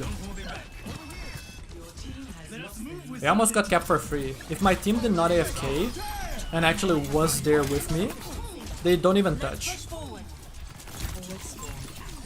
Now I just need to live. Be careful. Let the Kitsune guide you. They're too far back. Maybe I should go for this trade. Oh. 60 seconds. Rip. I choked twice on the kill. Had a rare opportunity to actually just get the kill. System duplicating Genji. Okay, we're already winning. Where's Trey? I don't have to worry about that. We should not be looking for kills that far deep. Just need to prevent trades right now. Tracer's gonna go here. And she's dead. Ooh, okay. This fight now. Don't know their ult economy. Actually, I do think that Genji has Blade. Sigma does not have ult. Life Reaver might have it. Actually, Kiriko might have it. Trey is flanking. No real play I can make over there in the map. Good stack. 10 seconds. Enemy team has claimed the robot. So yeah, because I realized their backline was too far back and the Tracer was going for something, I decided to mark her, which was a good idea. She just hit the stick. I have a crosshair, it's just very small. You can see it right here. Here it's easier to see. The green. Or here. Right now I can't really do that anymore because I have a fight to play. I'm being doubled on the angle, so I need to just live. Lucio is dead, they use Kitsune, they have no support ults. So this is a fight that we're kind of expected to lose because they have better ult economy. Final push. Capture the robot. My job here is just stall, maybe force more ults, and maybe I can get a tricky pick. My ultimate is almost ready.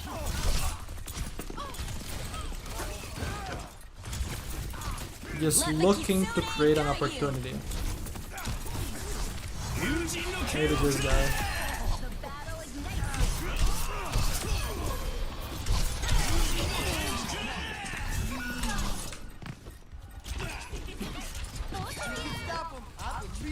Can give them cap. Enemy forwards. It's literally only DPS alive right now, so doesn't matter. Just need to make sure that I don't die here.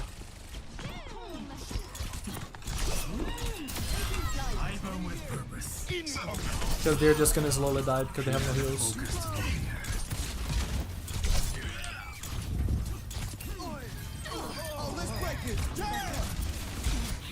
Duplicating wrecking ball. There we go. Very clean. Just destroying dive. I was almost top damage just Genji in the dive matchup.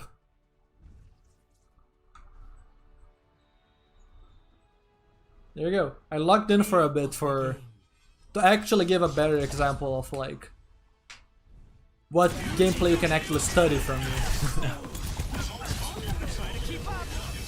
Duplicating Genji.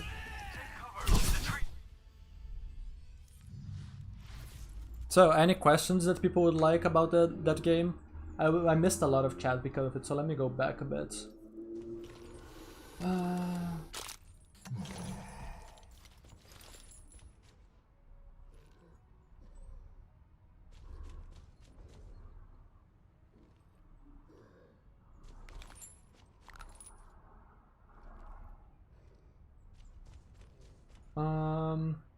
Melon Boy, we can chat about that in Discord maybe, because I'm not quite understanding your issue. So maybe we can chat there and solve it there.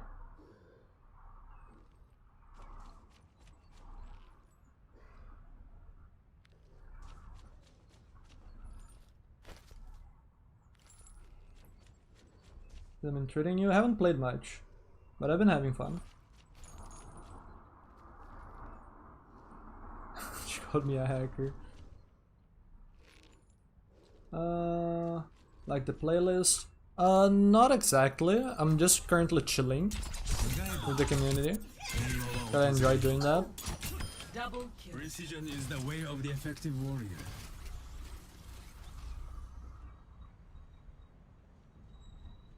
Anything you see people constantly getting wrong in the Genji versus Genji matchup? Greeting too much for the kill. That's the first thing that comes to mind. A lot of it is mechanics, but the big thing is just like, if the enemy Genji hits more shots, don't get too prideful. Don't go for the kill regardless. Don't give him the kill. Give him the space, don't give him the kill. Back up. Unless you, let's say, have less HP but you have a deflect. So you're playing to bait him into going for the kill, and then you deflect on his dash engage, and then he just kills himself. Right? Because then the right click from his dash, or from this animation cancel, is just gonna all hit his face. right?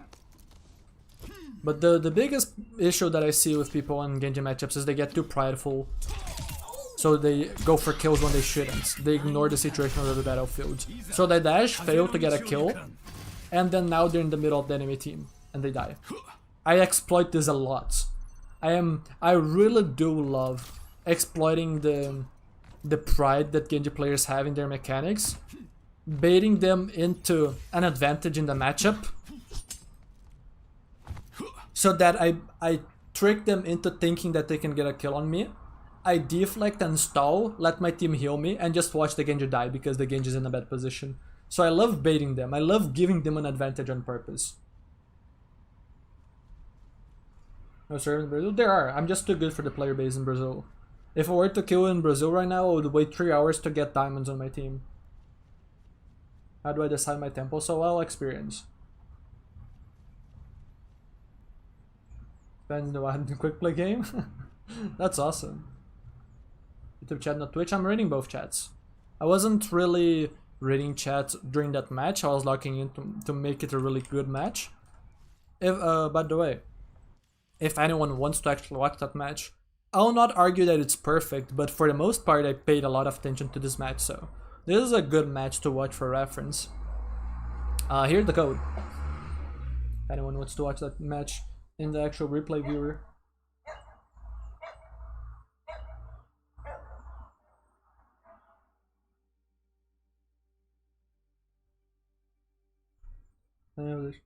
Depends on your playstyle, Matt Harrion. Depends on your playstyle. Like the discussion that I posted on Ego, I would highly suggest people watch it. Highly suggest. I know it's not everyone's cup of tea in terms of length and the way that the information is presented, but seriously, I would highly recommend people fully watch the discussion. There's like, it's actually a gold mine if you just put in some effort. If you put in some effort, that holds the key for you to just like improve a lot and find longevity in the game. Be able to continuously improve, continuously push yourself, continuously enjoy the game. So it's a video that will naturally get less views, but those that do watch it are gonna get insane value. Like I could literally pay all that behind $20 and it would make sense. Because the information is just that good. I mean, we have two high quality coaches, or maybe I should say one high quality coach, one of the best coaches in Overwatch, and a coach plus therapist in that discussion. It really is just a collection of like goated individuals talking about incredibly relevant topics.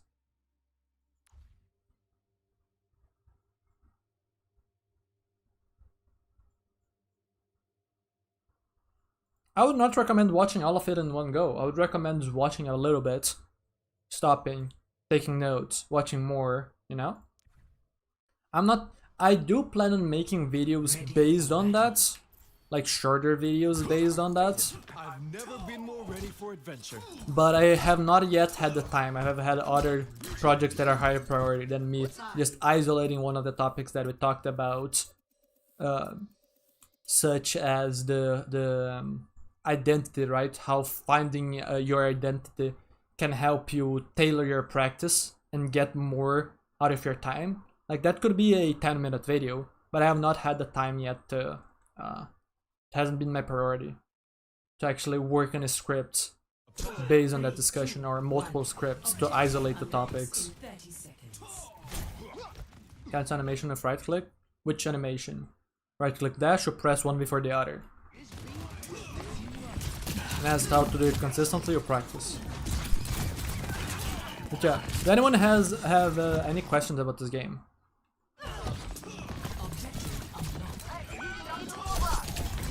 Enemy team has claimed the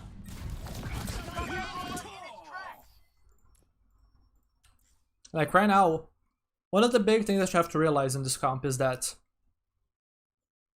going for kills is hard. Basically everyone is able to live, and the most important part is that you can set up to kill these backliners. Like Lifeweaver and Wu Yang are the most killable targets on the enemy comp, but if you don't deal with the Tracer threat and the Genji threat and whatnot, when you dive these players, if you don't get the kill, they will finish you off. So you need to kind of duel these players. Right now I need to win the duel versus Tracer to earn the right to go in backline. Because otherwise, if I ignore the Tracer, I die to her. So I need to force this Tracer off to fight backline. So this is why during a lot of this game, I was not actually going for kills. Because first we need the space. So I'm fighting for Tracer, fighting for the angle. My Doom fed for no reason. Let's fight for the space, try to keep space. Cannot go for backline yet. They have pushed ahead of us. Can't let them push ahead. Now we can go backline. Because now we're in the flank. And now they die. Come with us. That was an ego in this match. Now we push. Do not falter. It'll be hard to describe.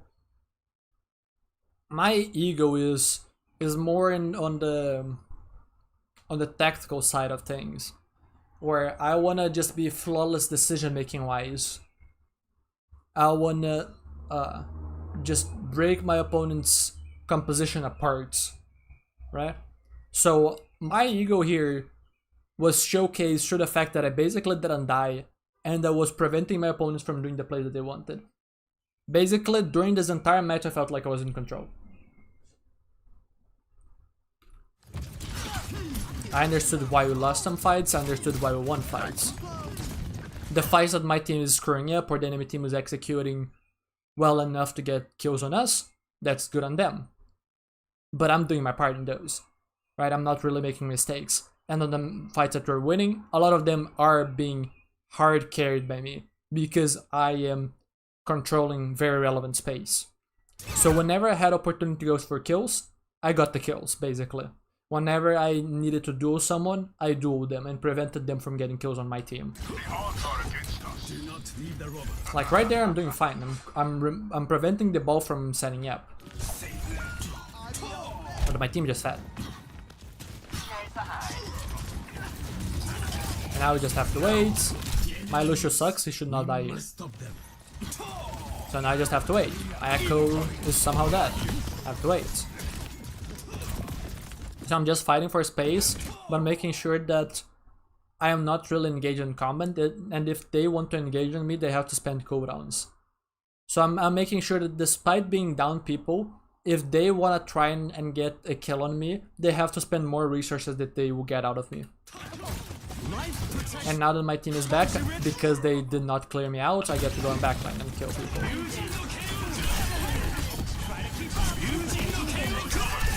Now there's just alt economy, this fight's really important to win, I waited out cooldowns and was in a good position.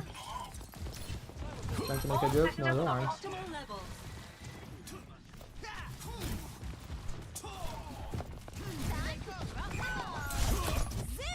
Yeah, I'm pretty sure that the issue here is that my Doom just sucked.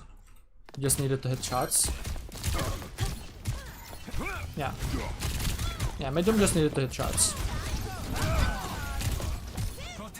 Or my Doom should not be chasing when he's that far back. Like, something that this Doom can do if his intention is to deal with the Tracer is sit here. That way, no matter which path she takes, if she goes here or if she goes somewhere around here, he can match her rotation and cut her off. So he would be forcing her to first duel him before getting to the team. And that way he doesn't give her value. So if she doesn't go, then he can go in the backline while Tracer is useless. But by going on her and not hitting shots, he's giving her value.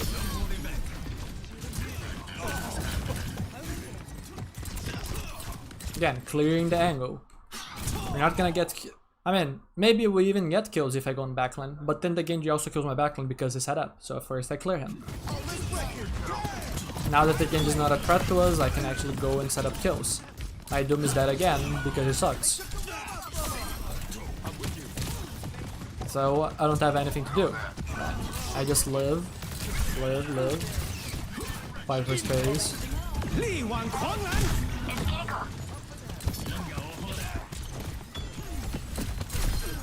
And then they ignore me.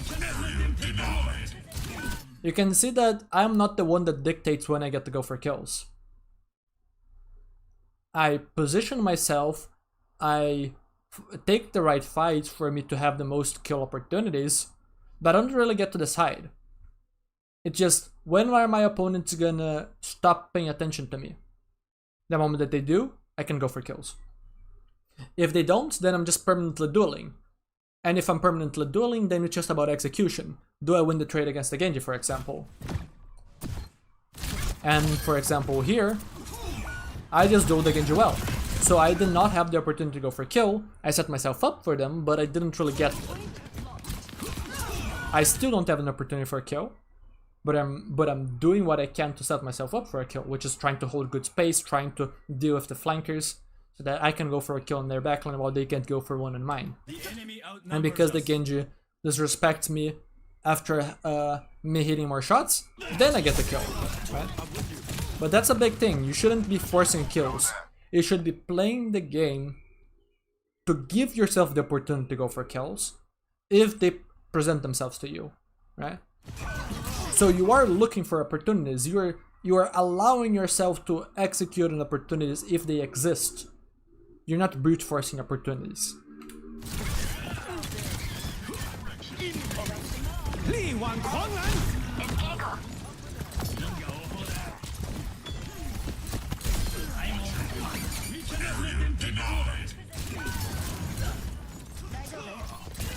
So like, if you were to look at the enemy's POV of this match, this will be very interesting. You would see that basically anytime that I go in the enemy backline, it's really scary. And anytime that I'm fighting the DPS, they are really annoyed because they wanted to do something else. They did not want to fight me. So that's the thing. I wasn't flashy this game. I did get good stats in this game, but I wasn't flashy. But I was the MVP. And fully working top. Genji is one of the better flankers into hitscan. But hitscan have their counterplay. It really depends on map.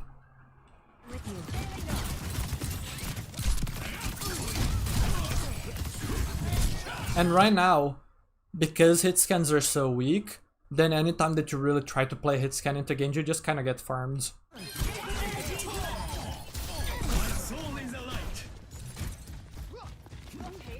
But yeah, this Tracer does not want to do this. This Tracer wants to look for a kill. This is one of the great ways for you to learn the value of certain plays that might not be immediately apparent. This might not feel great as Genji, but I promise you, if you look at this Tracer's POV, she is really, really annoyed at me. Because she never kills me. She will never kill me. I'll always prevent her from making her plays. At least when I'm capable of that, right? I'm positioned for that. And then if she screws up, she dies.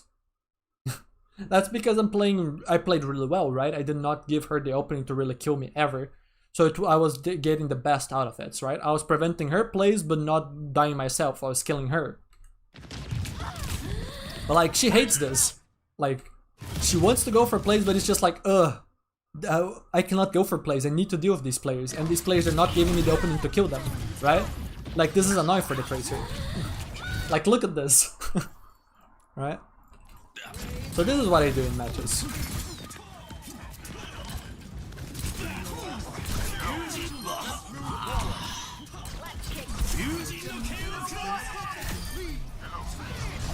And then those staggers are brutal. Those staggers are so brutal. They can't do anything about that blade. That blade just makes all of those players spawn 10-15 seconds late. So now we get checkpoint for free without fighting. Because guess what? This ball is gonna fight. Look at the top down of this fight. This ball is toast. There's a reason why this ball died. Right? Like, this ball can't take the fight without the team. Let's push forward. Also, I'm already winning here. I don't need to engage them. I can just hold this position and I'm now extraordinarily annoying. They can't walk. If they walk and ignore me, I kill them. We already saw what happens when they ignore me. And if they fight me, well, they have to execute mechanically well enough to take this position away from me. Okay, let's say that they win the duel. Nice, they win the duel, now I back up a little. They still have to take space to actually go for kills. And so we still have a lot of time to actually go back, fight them, see whichever team has the best setups, and go for kills, right? So really, really, really annoying. Really, really annoying. Let the kitsune guide you. Tracer wants to go for a kill? Look at her POV. She wants it so bad. She's fighting, but someone is gonna shoot her. Oops, she has to recall. Okay, maybe I'm gonna set up. Oops, I'm being chased. Run, run, run. Hey, now she gets to play the game, and she's playing the game against a duelist. And then she doesn't execute well enough, so it's like... you know? Duplicating Genji. They did not clear me out, so I just get infinite value. They fight me, they need to execute well enough. So like that cutoff on the Tracer happens because their Genji did not bother wall climbing up to me. If their Genji wall climbed up to me, fought me, and won, I would not be in a position to bullet the Sigma. If I'm not in a position to bullet the Sigma walks. And now when this Tracer is trying to run away, she has the safety of the Sigma shield and her backline being able to heal her. So literally everything that happened here is because their Genji did not fight me. Let's see what their Genji did. I'm pretty sure their Genji knows that I'm there. Yeah, he knows. He saw me dash. But he's not gonna clear me out. So he's gonna poke Bane. He's doing nothing. He's losing this poke trade.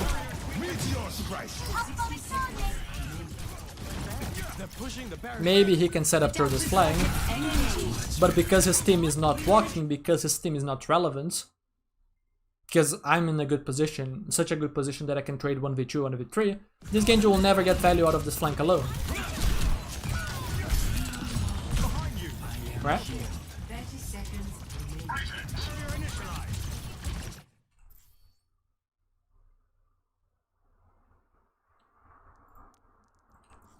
Approaching the final I mean, I would recommend you try different approaches, Michael. Like, I can answer them for you, but you probably get more value answering them yourself.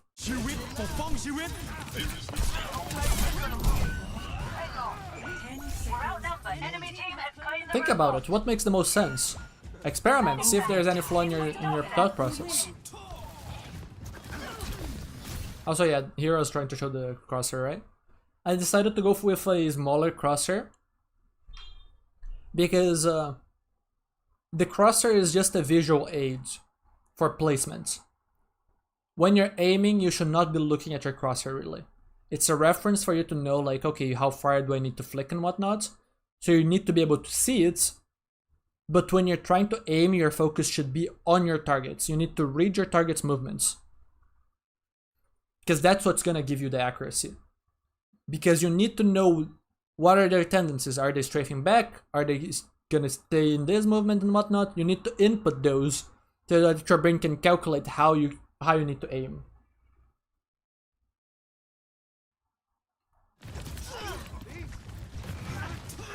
I can grab more water, take a quick break, and then review the Genji, if that's interesting to you all. Let me know. Who else is interested in watching me review their Genji? I am repaired. Final push. Capture the Roma. Like, this entire game is probably decided on the Genji. Like, this was... I think my Doom played worse than their tank overall. Like, my Doom just died so much for no reason. My Doom was kind of cheating his engagements in that he didn't set them up well. He's just going in with his cooldowns. It's a very common Doom mistake. And very common on mobility characters in general. Because since you have the mobility, you can take engagements. Doesn't mean that you should go for engagements. You know? So using all of your mobility on Doom to go in is wrong. What you should do is use your mobility to find an angle that allows you to walk on your opponents. You're still gonna be slamming in at times, or punching in, but you need to do so from as close as possible. Try to set yourself up without the cooldowns. Use those cooldowns to get close, and then save those cooldowns for the actual engagements. Because you spend your mobility in, you're tanking your value. This is not even about safety. A lot of the times that I've saved my dash in my engagements, I did not use it to run away. I used it to kill people because I'm just stronger from having the dash. right? But yeah, like if you were to look at it, I don't know how much like their Tracer did well as she could, considering that she was marked by me. I think my Echo got some value too. So like that was probably relatively even. I think the backlines were relatively even. I think that the main differences in this game were I think we had the worst tank and we had the better Genji.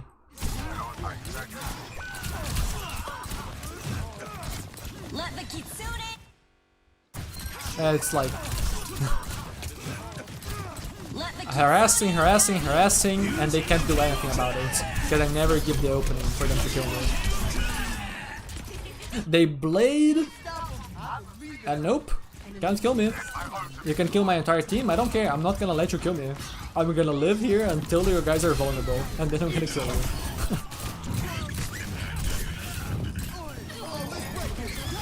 Duplicating wrecking ball. Like actually relentless on these guys. Like look at this. Okay, give me 1 second, I'll be right back.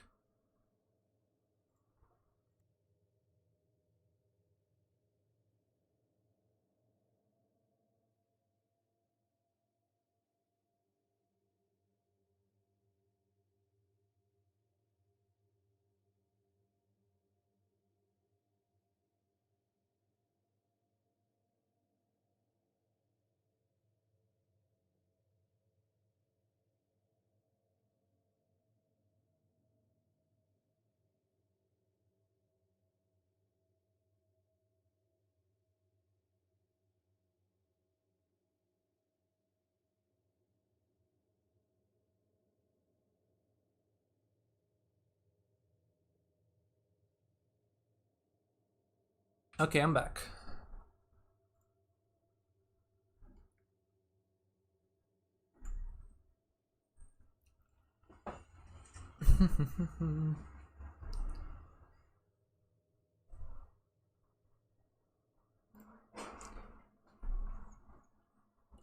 Set myself up properly. There you go. Have the face cam, mic, okay.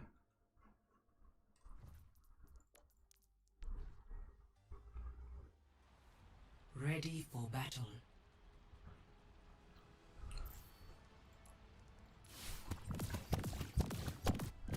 Yeah, their Genji is a classic victim of the opportunist mentality. Thinking that his team is the one that's supposed to set him up for success and give him opportunities to go in, rather than him actively seeking them out and creating situations where the opportunities can happen, can appear, right? I have an upcoming video on this topic. I actively made the opportunities possible by taking the angle fights, winning the angle fights, and then using those angles when they were open to go for enemy backline, right? Like that was good. He's fighting for the angle. This is bad. This is not terrible. But like, he just won the angle. Use the angle.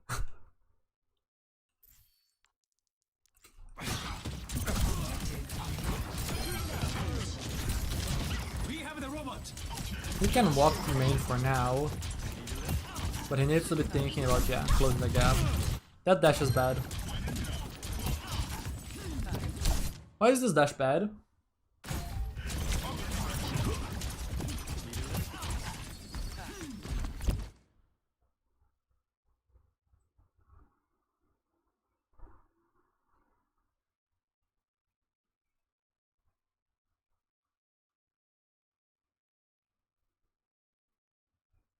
Everyone does. Don't worry about it. This is a call out to the entire Genji community. Everyone is guilty of it. Everyone.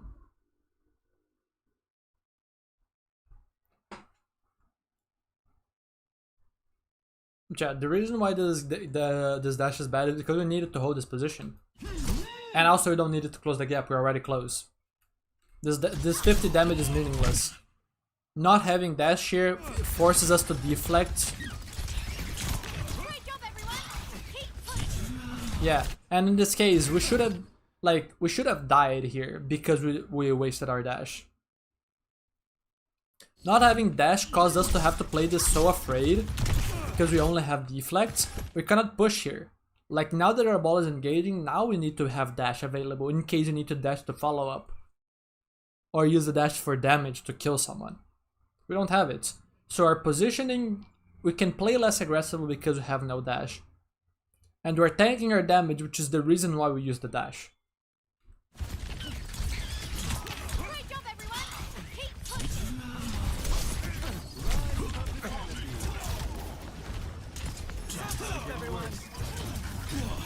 And now this Genji just does not challenge me in the flank. If this Genji fought me on the flank, this Doom Punch has no follow-up, so it likely doesn't kill anyone. That's the value. This Genji could have literally saved his team by literally just standing here. And if he is not gonna stand here, he needs to be somewhere else, like here, to control this angle, maybe try on backline or whatever. Do something. They claim the robot. Frankly, a little rude. So this Genji was just a spectator for a lot of this match, is my guess, because of the opportunist syndrome.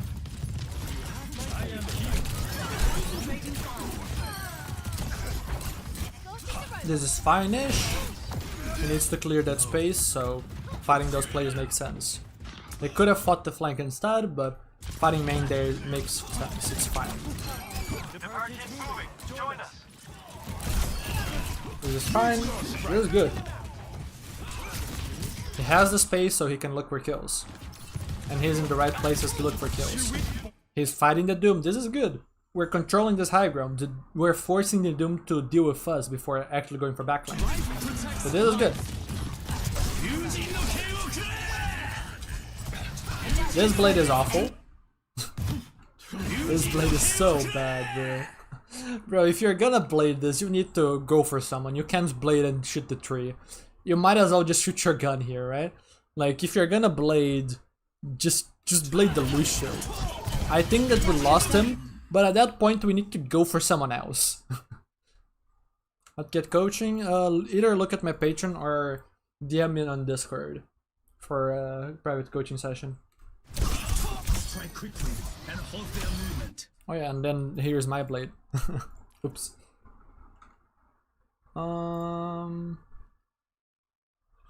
Streamlab Pro. Okay. I'm gonna have to remember the names of some of these bots to be able to ban these words.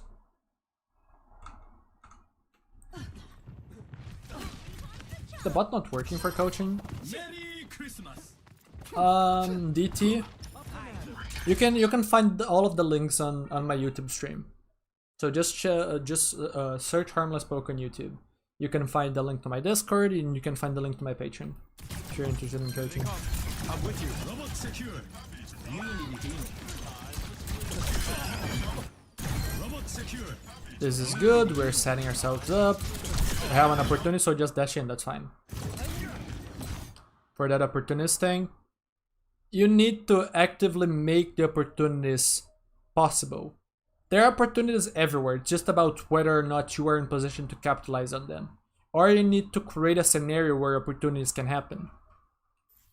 If you AFK main, then if someone on the enemy backline is low, you cannot dash on them because you're not on that angle available to dash them if they get low.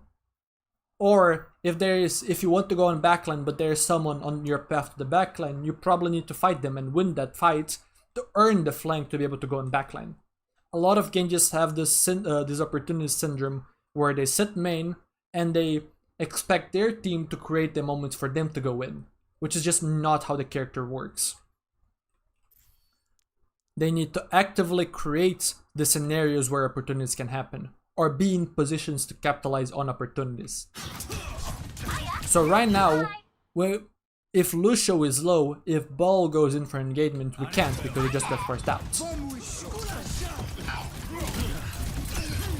Right now we set ourselves up for an opportunity because we held this angle. And now we have another opportunity because we have this angle and people are walking there. So now we can threaten a kill and echo. There you go. Did I try for coaching? Yes. This is not setting ourselves up. This is a fight that we need to win to get the opportunity. We need to win these fights to take this high ground. Once we take this high ground, we can use it to drop on backline or something. So we need to win this duel. But we are already bad in HP. We cannot take this in win, so we just die. This is not on our team not creating the opportunity for us, this is just us taking a bad fight. How much? I need to check how my prices are gonna be because I'm just gonna change some stuff. But I'm pretty sure it's gonna be $25 for 1 hour of a public coaching session, so one that I post on YouTube, and $30 for a private one that is unlisted and only you can watch.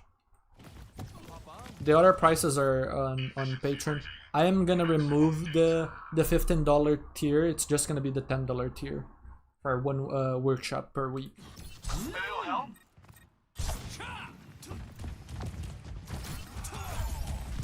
But this, for example, is us setting up an opportunity.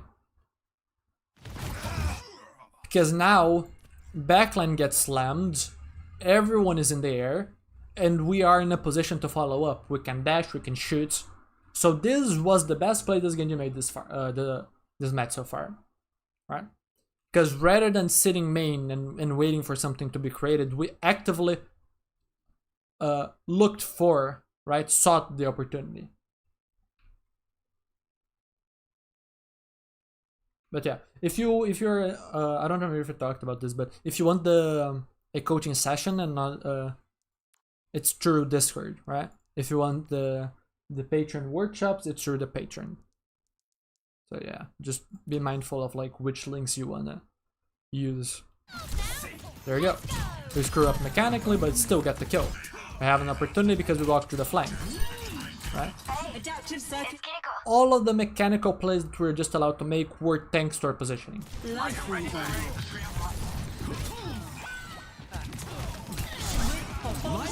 Yeah, let me go back. Have a good one, Michael. Again, we actively set ourselves up. We just overstayed our welcome. This dash is bad.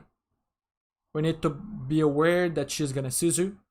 Or if we're gonna dash, maybe don't chase at this point. Yeah. I think that either we need to not take this fight after the dash, or we need to not dash and take a bigger chance of kill. By saving the mobility, we need to chase this Kiriko. And outplaying the Suzu by just waiting it out, rather than letting it outplay our engagements. Take cover. The tree is gone.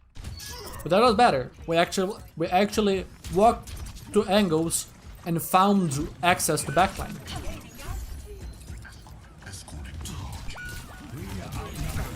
They're taking the robot. Yeah, we need to back up because we're low on people, and this is Desperation Blade. I continue on this path.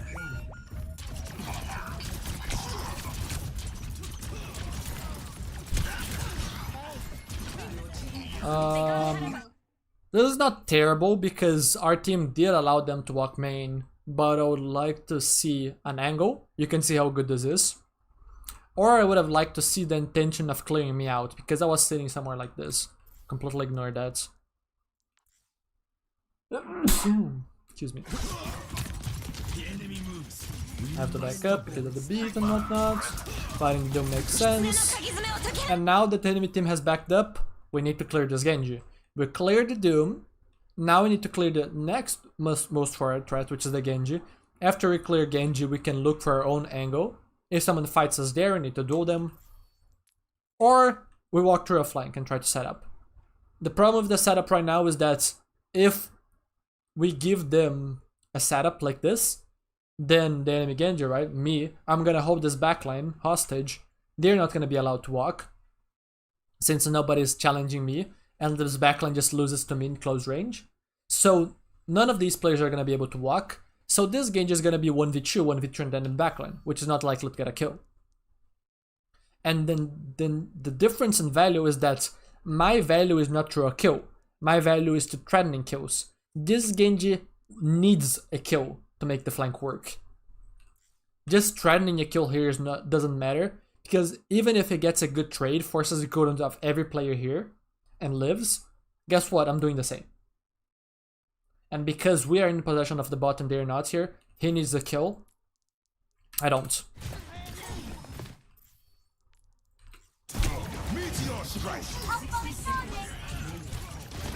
They're pushing the barricade. Shooting this dome makes sense. We need to play this angle. If we ignore this dome, he just punches our backline and either kills them or just gets disproportionate value.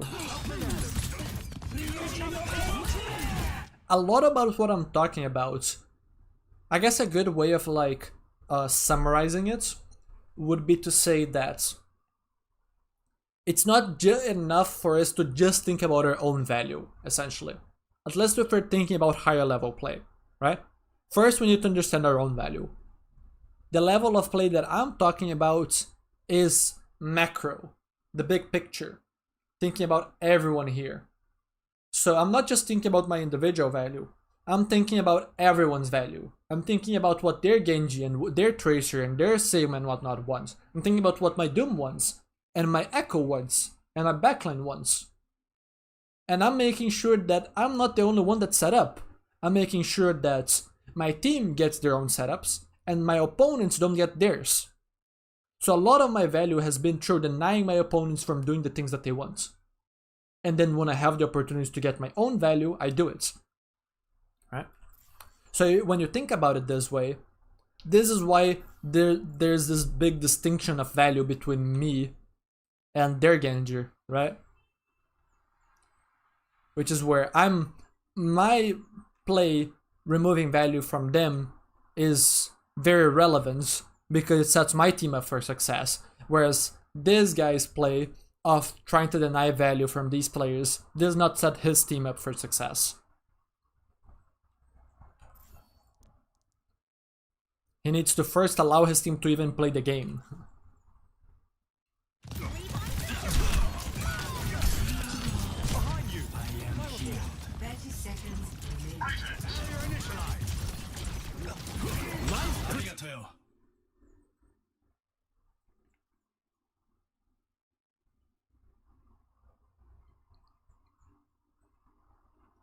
That's a funny, that's a funny mistype.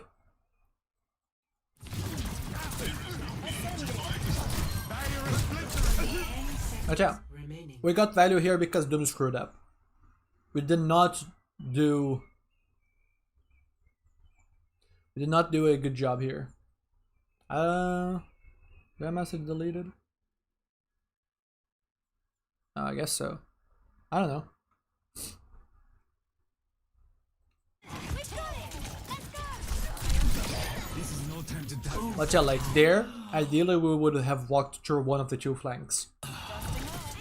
Here, we should be controlling good space. This is fine. Control space, control space. This is bad. I mean, this is not bad because the team is too far back, so actually that makes sense. They don't want to get isolated. Here he needs to fight me. Walk through the flank, good. Fight the Doom, remove him. Yes, don't die though. He should fight the Doom, just not die here. All he needs to do is shoot this Doom and make him go away. And then he can go for backline. Or fight for more space.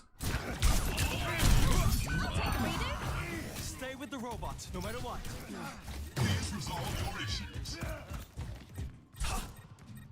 I'm on fire.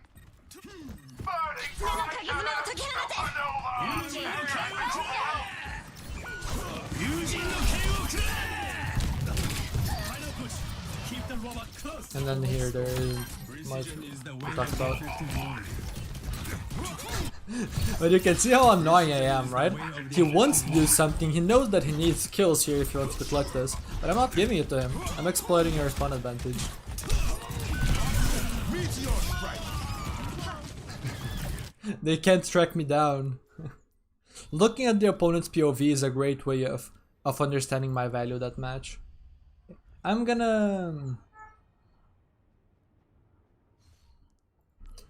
I think I'm gonna leave it here for the stream. I need to do some other work like setting up the other channels and whatnot, the logistics of it and everything. So yeah, I hope everyone enjoyed this, and I'll see you all in the next time. Bedtime. Bedtime. Maybe next time.